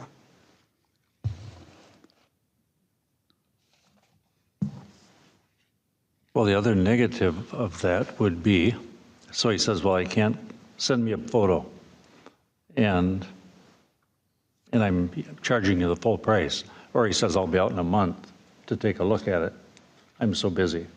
Then the poor guy gets stuck with his project half done. And again, I'm not weighing in on whether they should or shouldn't use photos. I'm just saying that if they do, I think there should be a different fee for that kind of an inspection. Yeah, and not give them the opportunity to not. Yeah, I mean, again, I don't know if you can see what you need to see that way, but I'm assuming they're the professionals. They should be able to tell that, but. Either that or we need an explanation on how they arrive at that fees, even with the photos, if that's standard, or we need some more clarification on why they're charging that photo versus on-site inspection. Yeah. It'd be interesting to know. I'm just thinking, how often do they do that? How many photo inspections do they make versus, trip charges and so on? I don't know. I mean, I know I asked the person that was installing it. It's like, how come there hasn't been any inspector? He goes, oh, we just send them pictures. They're okay with that. We do business with them all the time. So they know that we're going to do it right, and I'm assuming that they did do it right. But then I'm thinking, heck, that doesn't seem right if I'm paying all this money for these. And what do they charge for the inspection? I don't remember. You'd have to look at this fee schedule. And part of it kind of makes you wonder too, talking with our inspectors, they're actually 1099 subcontractors of that company. So they could be billing MinSpec or whoever it is for a trip charge. And maybe MinSpec doesn't even know that that's how they do it. Or Safe Built, yeah. Yeah. I get the two confused. One and the same, right? Safe Built, new name. Yeah, I don't know. I mean, that is true, because the person does the septic runs his own business and they just subcontract with him. So it's not like he's an employee of theirs. He is not. Well, Jack, can you feel comfortable talking to him about it? Absolutely. Just get us some answers. Then we can pass this, but then find out what the correction should be, if there's any way to wiggle. Do we need to pass it the way it is right now? I would And then make a recommend that we change? pass it, because then we have the schedule going forward, starting at the first of the year. Mm-hmm. And it's the new schedule, and again, we can make amendments to this at any time, and is what my reflection of what the interpretation was. If there's a reduction in the fee, we do not have to have the public hearing, we can just publish it and do that. But at least we can get an explanation on why they're charging that with the photo versus the on-site inspection. Okay, that makes sense. So I'll make the motion to approve the 2025 fee schedule as presented in the December 23rd, 2024 City Council packet. Is there a second? This is Sue, I second. Any other questions or discussion? I'll call for the vote. I stepped out a minute ago. Oh, Did you just say resolve aye. that? Did you resolve that? Yeah, we're saying that we can pass it the way it is and make the adjustment once Jack finds the answer. Ron, aye. Sue, aye. Janet, aye. Rob, aye. And Jesse, aye. Do we need a separate motion for the policy, or can we take up the policy later? I think we need a separate motion for the policy. Can we take it up later, since I haven't read it? Yes. Unless somebody else has and they're comfortable with it. We can take that up at the next meeting if you'd like. We can table that till the next meeting. Get out of it. All right. So hearing that, there's no action on the policy, and we'll discuss that at the next meeting. Here. Item number 7, the 2025 meeting calendar. That's on page 68, starts on No, page... it's fine. No, I'm just kidding. Yeah. You've been waiting all night to do that. I know. Works good for your schedule? Yep, perfect. Perfect for you. Yeah, item number C7, annually the City of Columbus sets and approves the meeting calendars for the Council, Planning Commission, EDA, and the Park Board. Once approved, the calendar is posted in the Forest Lake Times and on the City Bulletin Board in City Hall opposite the south entrance door to Council Chambers. Meetings at the Sunrise River, WMO, Rice Creek, and Coon Creek Water Management Districts, Forest Lake Fire Board, and Cable Commission are set by their own respective boards of directors. The calendar of meetings is exhibited in Attachment 1, and staff recommends City Council approval of this schedule.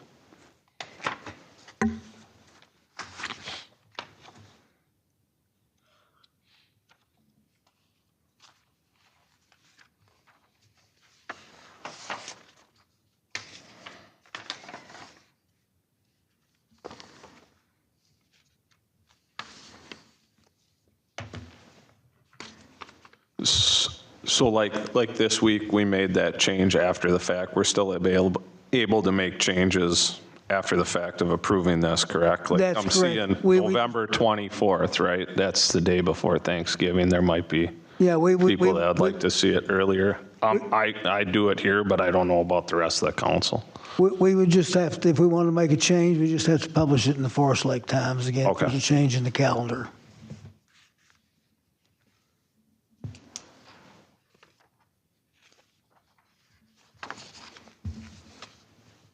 Are Tuesdays still the preferred date for our workshop? Preferred day for our workshop. We've moved that around a number of times. We used to have it before our meeting. You know, and I think I couldn't do Mondays before, but I won't be involved now. Yep. So Rob, was one day better for you? Yeah, so the Tuesday still works fine. For me, I was able to move some things around with my other position to accommodate, so. Okay. I just wanted to throw that out there because I know that that was one that we shuffled around a couple times. It's usually Tuesdays for me. It's the second and third Tuesdays that I have And a didn't we change it conflict, to but I like the think we made it so it's the first and, It's the first Tuesday, correct? yeah, yep, so. Thanks for that consideration, Sue.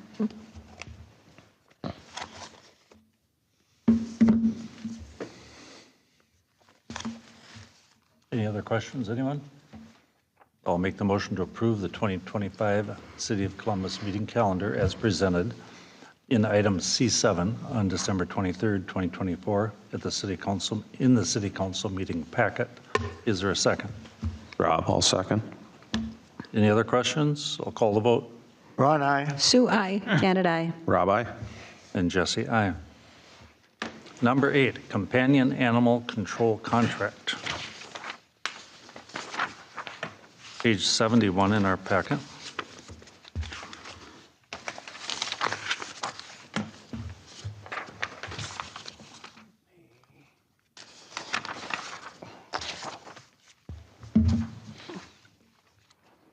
In cooperation with the Companion Animal Control Agreement, the city currently impounds animals under contract with Northwoods Humane Society. Due to staffing challenges and inadequate building space for housing impound animals, Northwoods Humane Society has determined they are no longer able to provide animal impound service as of mid-year 2025. As the use of the Northwoods Humane Society impound service was an interim solution, the Companion Animal Impound Service Agreement would become effective January 1st instead of the current renewal date on May 2025. The final version of the agreement is designed to save municipalities impound costs. Companion Animal Care is requesting that the City of Columbus approve the agreement exhibited in Attachment 1 by January 1st, 2025, so animal control services in the city can continue as normal. Once the Companion Animal Center is complete in May 2025, this contract will remain in effect and there will be no need for an additional or modified contract. The contract was reviewed by the city attorney and one small change was requested that was agreed to by Companion Animal Care, sent you earlier today.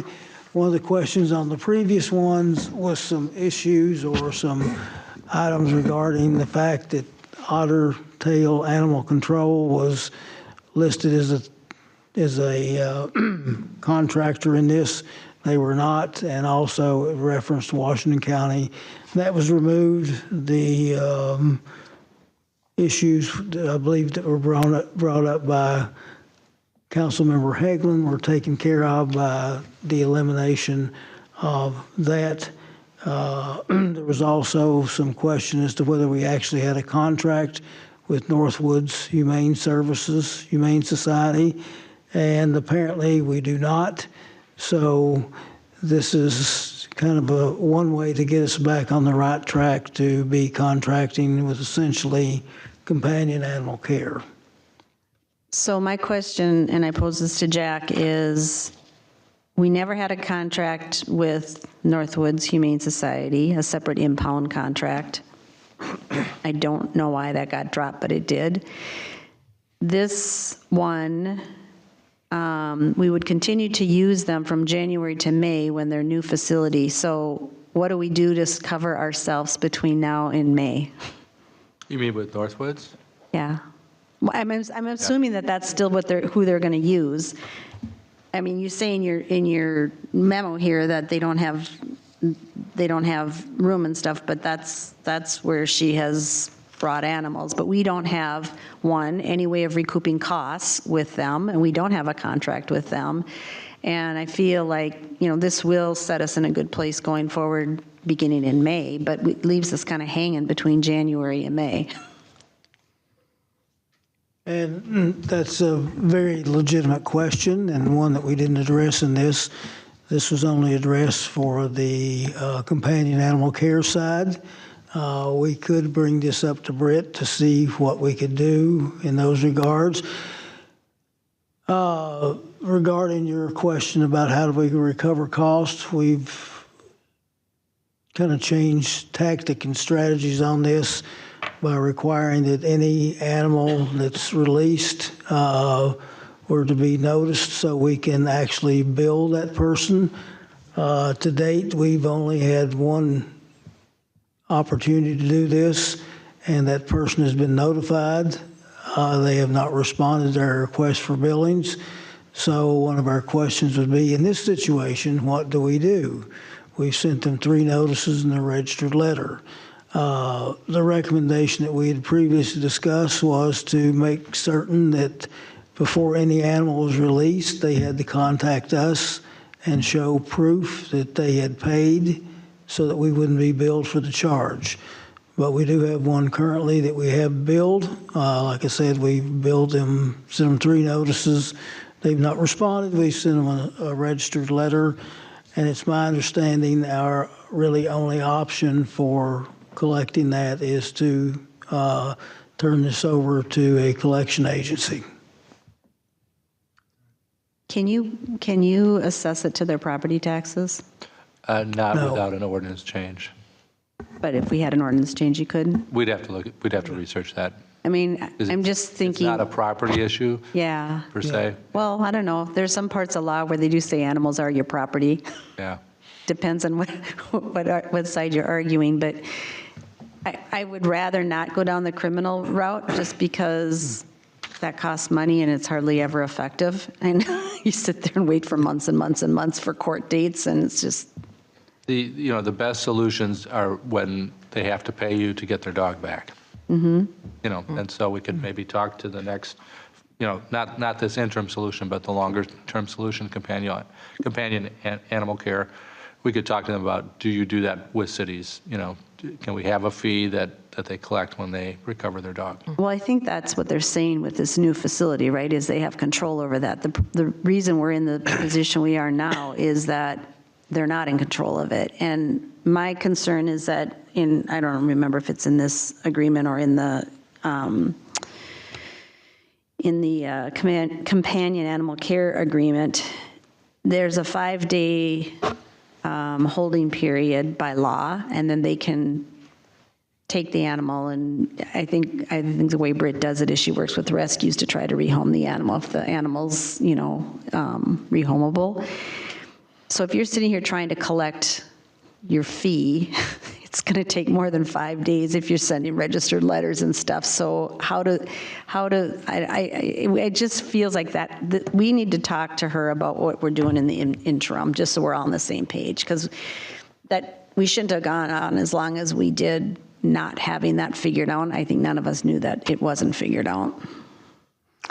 Kind of to your point about the fee thing, so we had a new neighbor move into our neighborhood, neighbor's dog, whether it was heat or whatever, it wandered off, but it made it to this new neighbor's house. Well, the new neighbor didn't know, so they called animal control. Meanwhile, our neighbor saw animal control and stopped them on the road, and they did charge them a fee to give the dog back to them. I think it was like $50 cash is what they had to give them. So if they're taking payment, how does that all, you know, because we're already paying them to provide the service, so are they double charging? Well, it would be, I think it would be unusual that they would charge the person rather than the city, but. They called it a drop fee, you know, like having your car towed, right? Trip fee or a drop fee, like we won't release it until you give us this. Did they actually take the animal to an impound facility, or did they not? They stopped them on the road.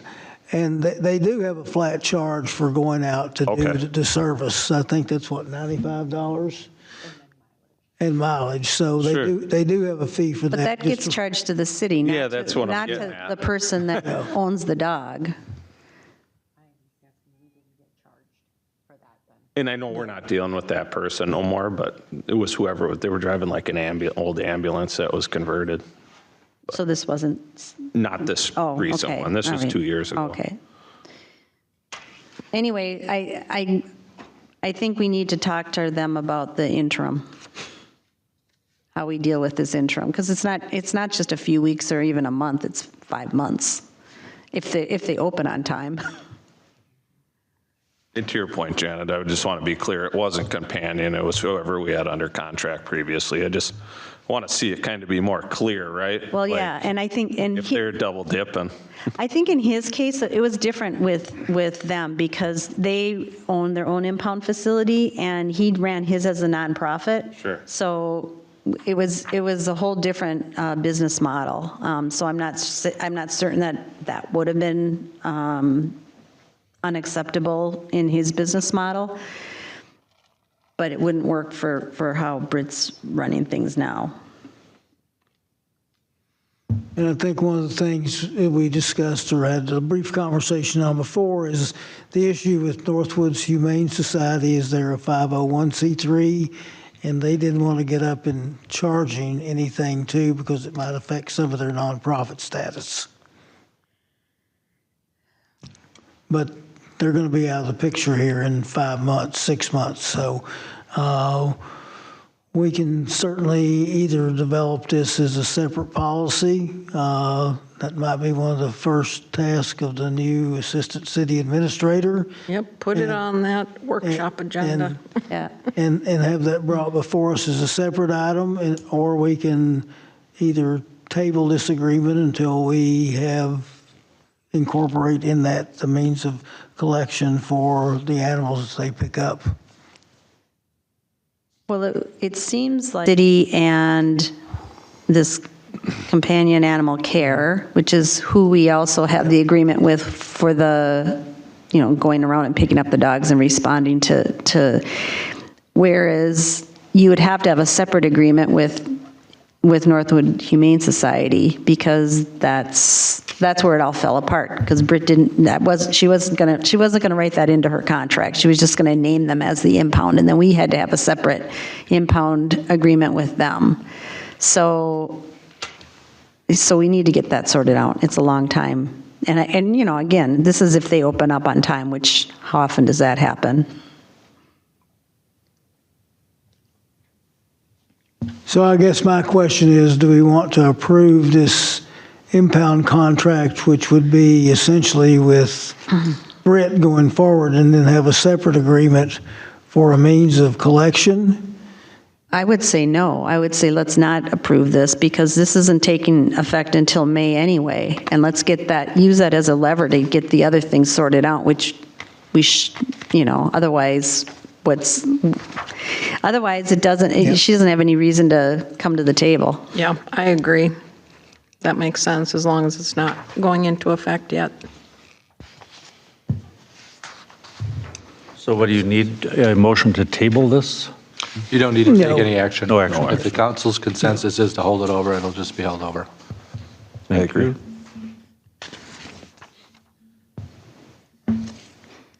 City engineer.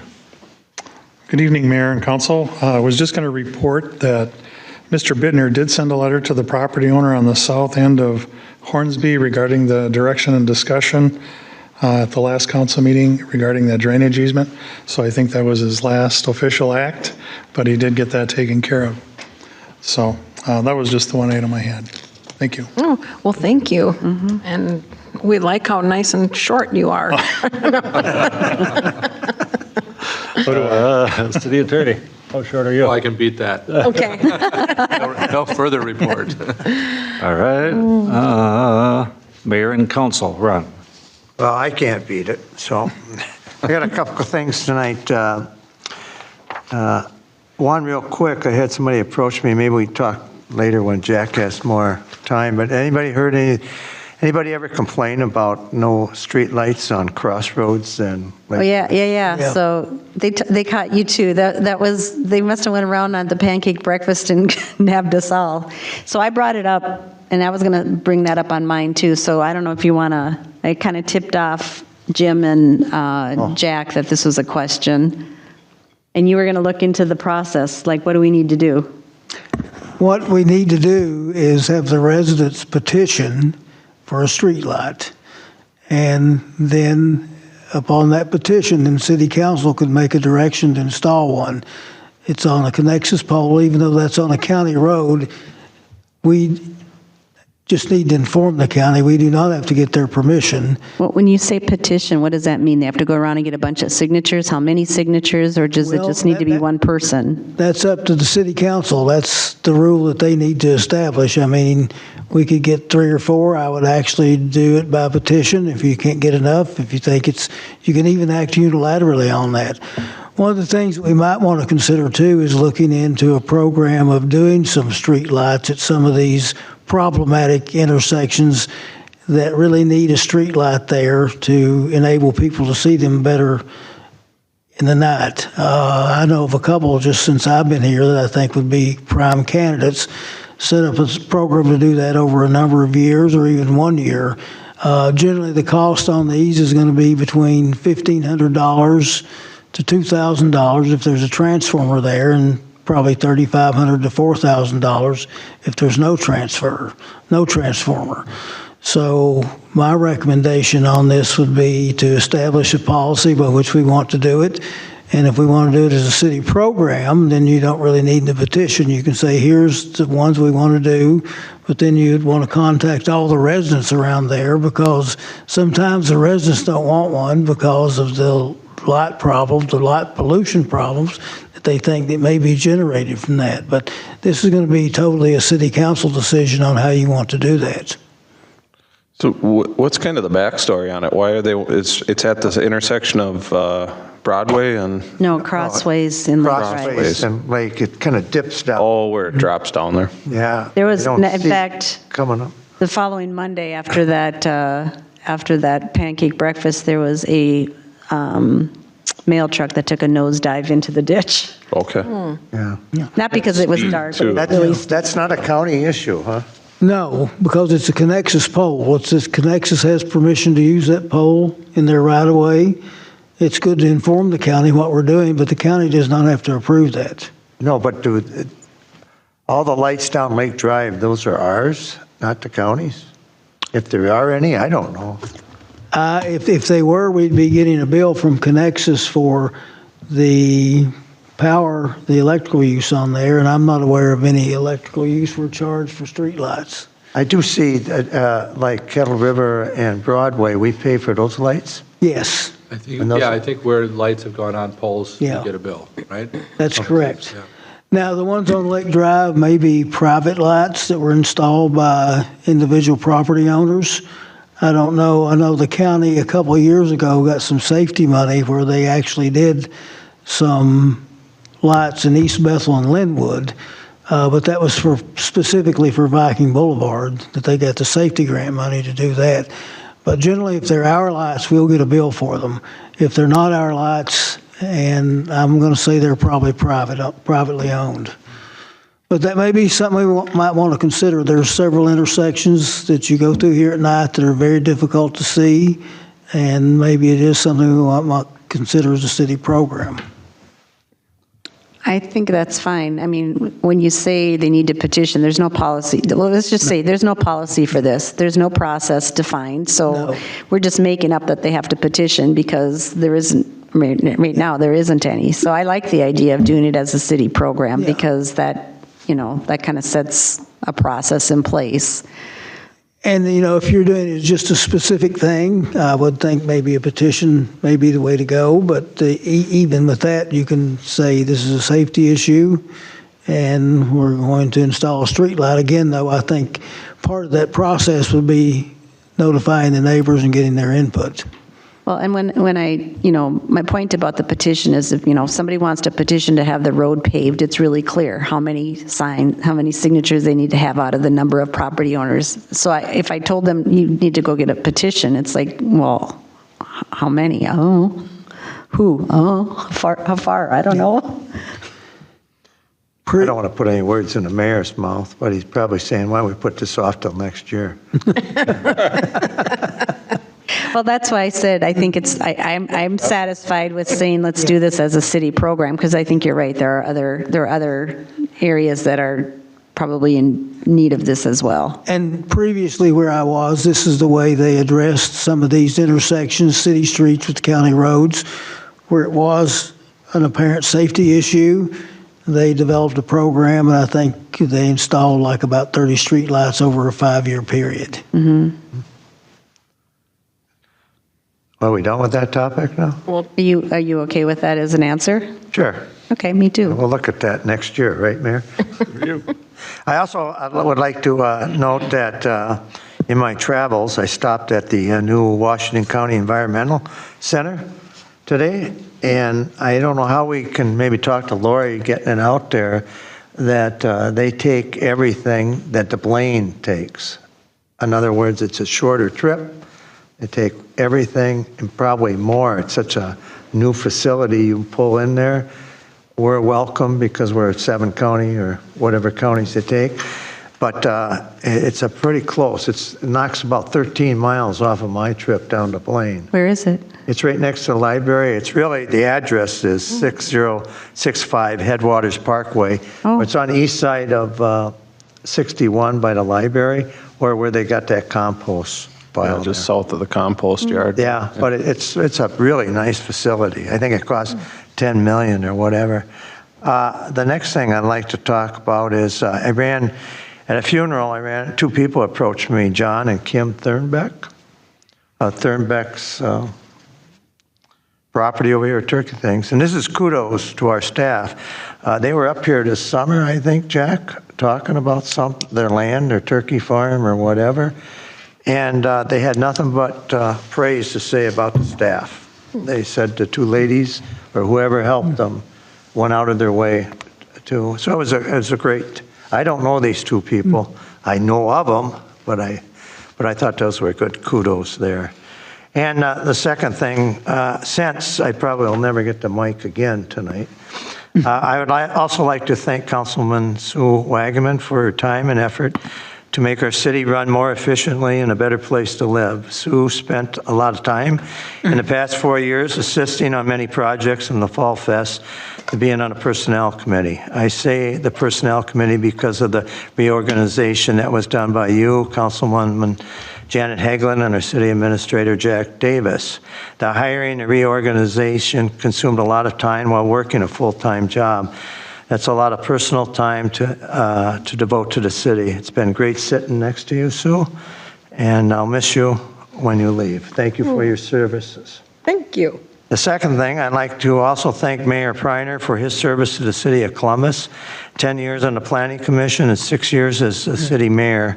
He led the city through the COVID times, and I cannot remember a meeting that you missed. I know your phone was always open to the public, and if it be a business or a citizen. You also have your own projects and business going on, but it appeared that the city was first, and you would drop that and run to the city. Your knowledge of the city's history will be missed, but we know where you live. So thank you, Mayor, for your service and the time you've given the city of Columbus. Thank you, Red. And that's it. Okay. Oh, No, you missed Sue. I'm not done yet. Oh, hurry up. Well, 2 minutes. I did have a 2-page exit speech, but I shortened it up a little bit. But my first one is, first of all, to thank Jesse for your 6 years of service as mayor, but I forgot about the 10 years on Planning Commission. You and your family have shown a real commitment to the service to this community, and I appreciate your guidance and leadership over the years, so thank you. Plus all the things that Ron said, because those were good too. But for myself, I just want to say that it's been a privilege to serve the residents of Columbus.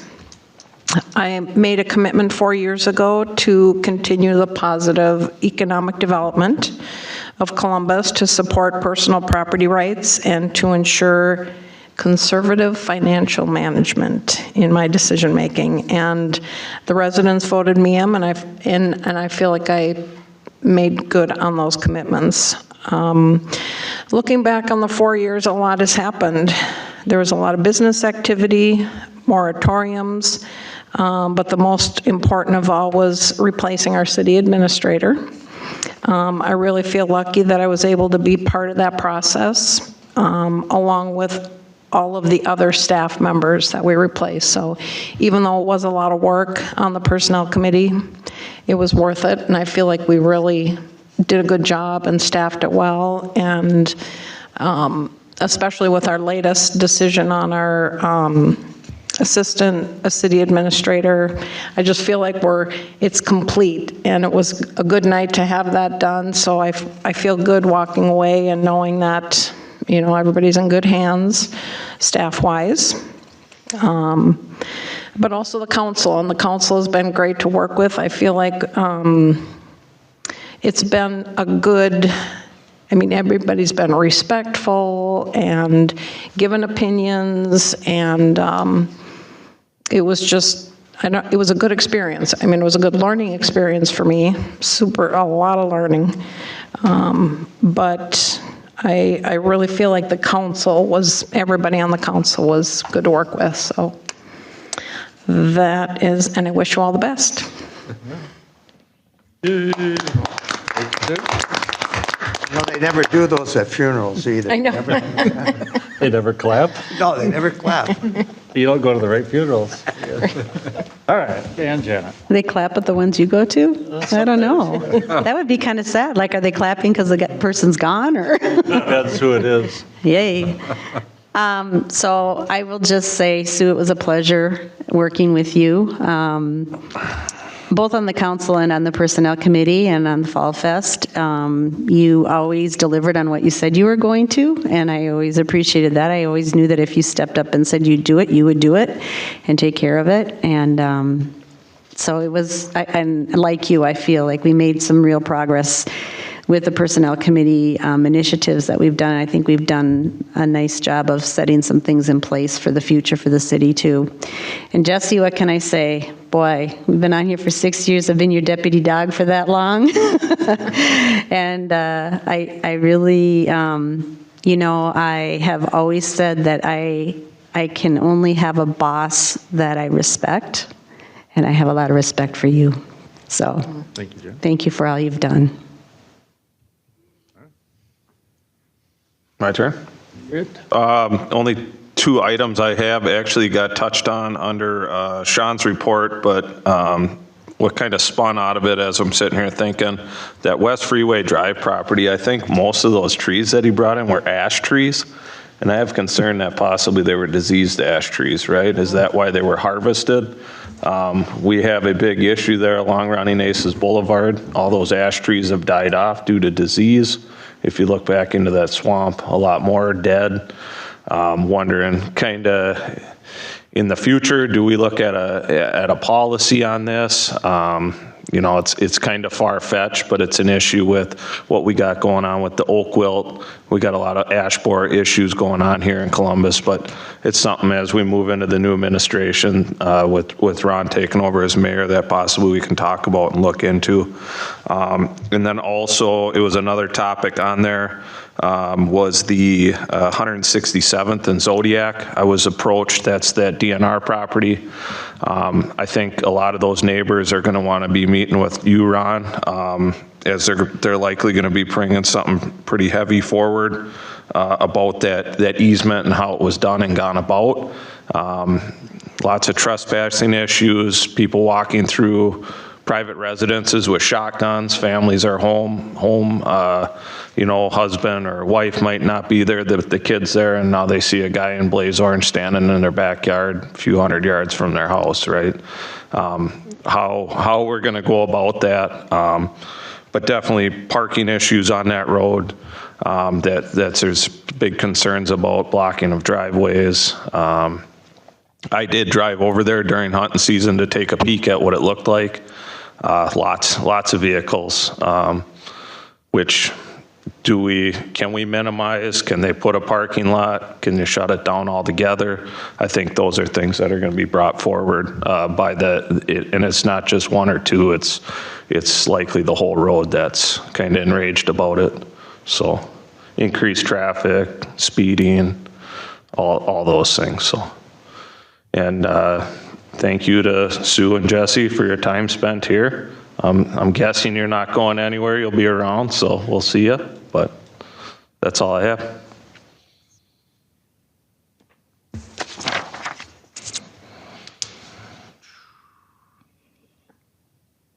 Do you have more personnel, Janet? Or is Nope. I don't think there's any, no. Planning Commission, anything more? Nope. Parks Board, report and board member appointment. Ron, is that you? No, I'll take this one. Andrea Messina was appointed to the City of Columbus Park Board in 2019.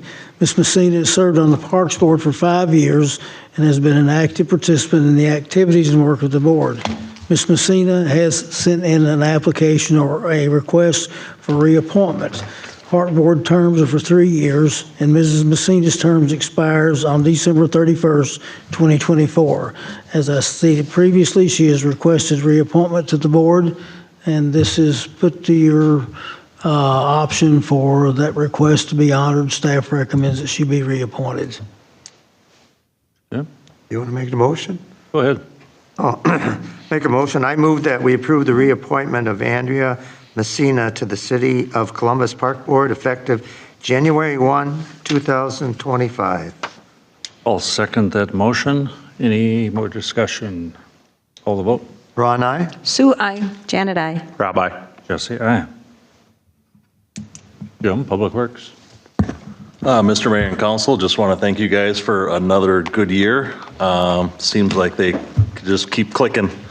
I want to thank Sue and Jesse for their thankless service. I don't think people realize how much work it is to be on a city council.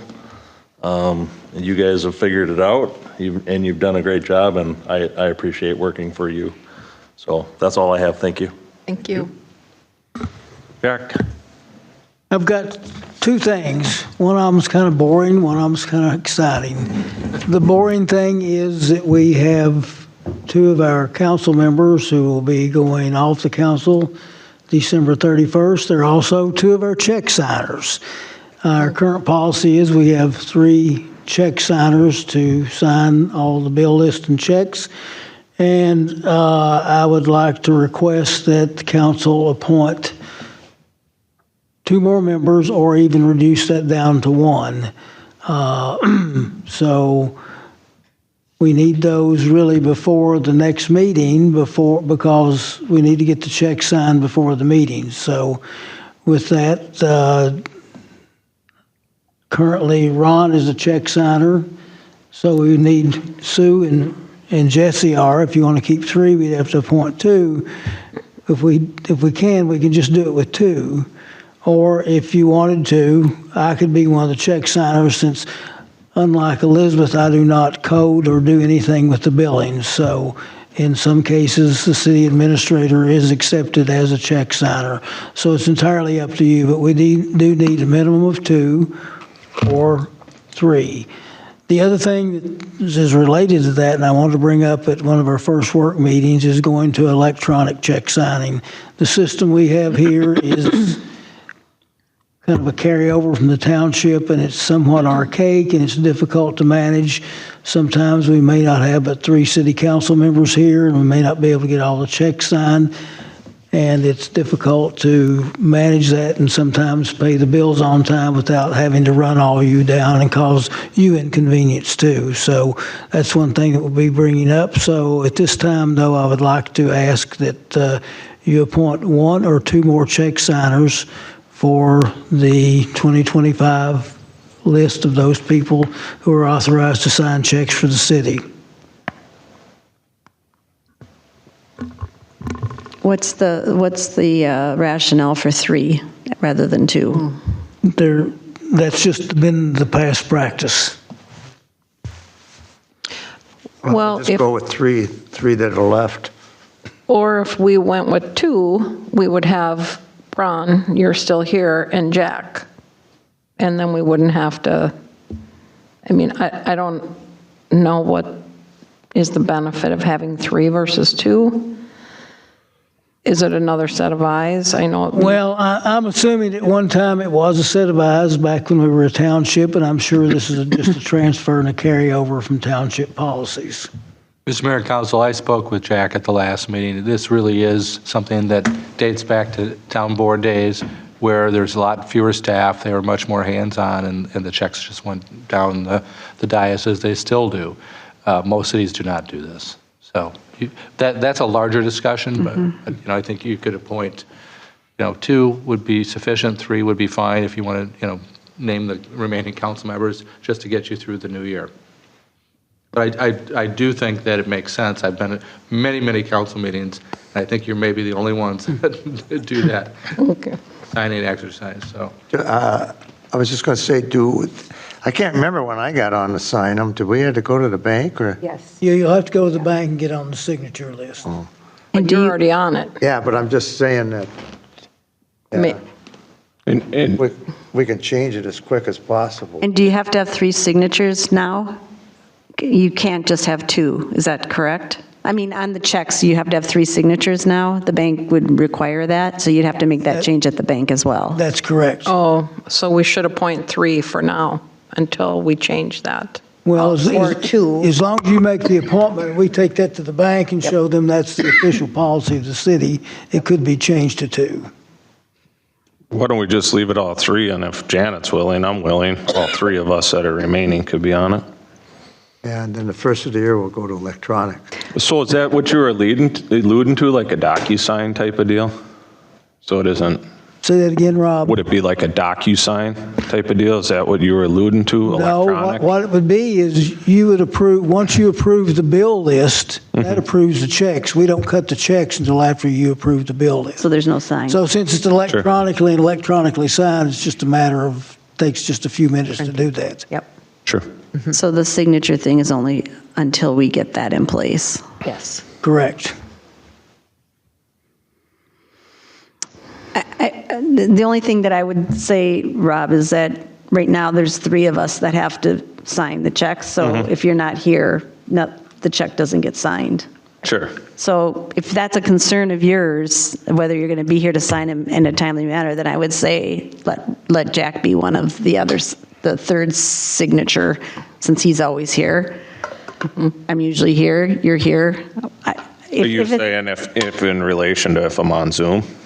Is that what you're getting at? Yeah, or just, you're traveling or whatever. I mean, Sure. I know that that's a problem when we don't get all the things signed for you as it is right now, and I don't care. I mean, I'm not dying to be a check signer, Sure. but I'm just saying that, and it's only going to be for a short period of time, I think, because we're all going to be in favor of doing it in a faster, more efficient way. Yep. And neither am I. I'm hoping we can get to this electronic means, and that takes all that off of you. Yeah. So, and it still solves the same, does the same thing, and there's still control. So maybe for Rob's sake, I mean, are you thinking that might happen the next month or two? Because then it's a really short period of time. You know if you're here or you're not, and whether that's going to be a problem. I can make that happen within a month. Okay, then it's probably not an issue. At least, I don't know. I don't know what your travel schedule is. Yeah, I don't either sometimes. There could be a strike in Wisconsin tomorrow. So what do we need, a motion or a consensus or? No, you need a motion. So we need a motion to designate 2 check signers. 2 new ones? I'm sorry? 2 new ones, yep. 2 new check signers for 2025. And I'm already on there. one is Ron Hanegraaff and the other is Jack Davis. No, we have to, Ron is already on, Yep. so we're assigning 2 more. Uh-oh. So it'd be Jack and Janet. Okay, and he's already on for Yep. 2025. Yep. All right. Or it could, Janet and Rob. it doesn't matter. I mean, one of us can do it. I just think, Jack, you're an easy one because you're always here, so, Well, if we need 2, why even just put Jack on it? Me and Jack will do it. because you need 3 right now. Could it be Jack and our new assistant city administrator? So in the event that Jack's not here, he can sign? He doesn't start for 2 weeks.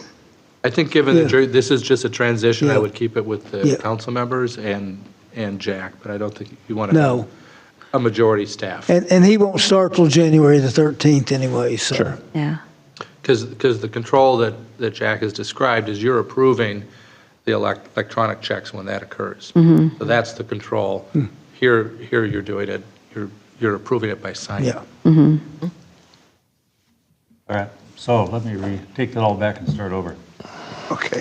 For 2025, the check signers will be Jack Davis, Ron Hanegraaff, and Janet Hageland. And hopefully it'll only be for a month. If they go bad, Janet, you pick it up. No. Which bank do you have to go? Because when I did this for Sunrise, I had to actually go to the bank Yep, you'll have to go to Wells Fargo. in Forest Lake. Yep. And So I can contact our customer relations manager, and we can even set up appointments. I know with Ron and Jesse, when they had to go in and sign, we were able to set up appointments so you're not standing there waiting. All right, so you move that. I'll second.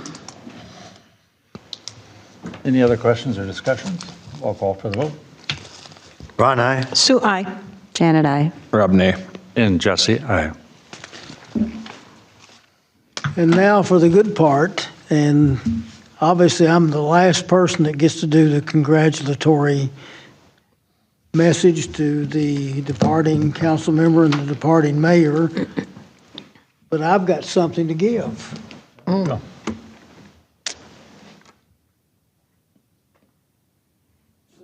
Your service for 4 years has been very great for the city. Privileged to have served for you with 1 year. I wish it could be more, but thank you for all you've done. This is a little memento from the council to you. Thank you. Jesse, your service for 10 years on the planning commission and for your 6 years as mayor has been great for the city, and I appreciate working under you, and I wish it'd been for more than 1 year. So, thank you very much. Thank you, Jack. Thank you. Well, thank you. Well, I will say one more thing. I know everybody wants to go, but, and Jack, when Elizabeth said she was changing career paths, we were pretty, holy smokes. So anyway, then you came along and you fit right in with the city. And you brought your expertise and your commitment. So in the spirit of the holiday, thank you. Yeah, and I would love to stay and work some more. It's really been a pleasure. Thank you. Well, and you know, that goes to all the staff here and all the city council members. This is a great place to work, and we've got a great group, and we'll continue to move forward. There we go. Thank you very much. Announcements and reminders. City council meeting January 8th at 6 p.m. Be there, be That's square. it. Need a motion to adjourn. Motion to adjourn. I'll second that. I'll call for the vote. Ron, aye. Sue, aye. Janet, aye. Rob, aye. And Jesse, aye. Our meeting is adjourned. Merry Christmas, everyone, and Happy New Year.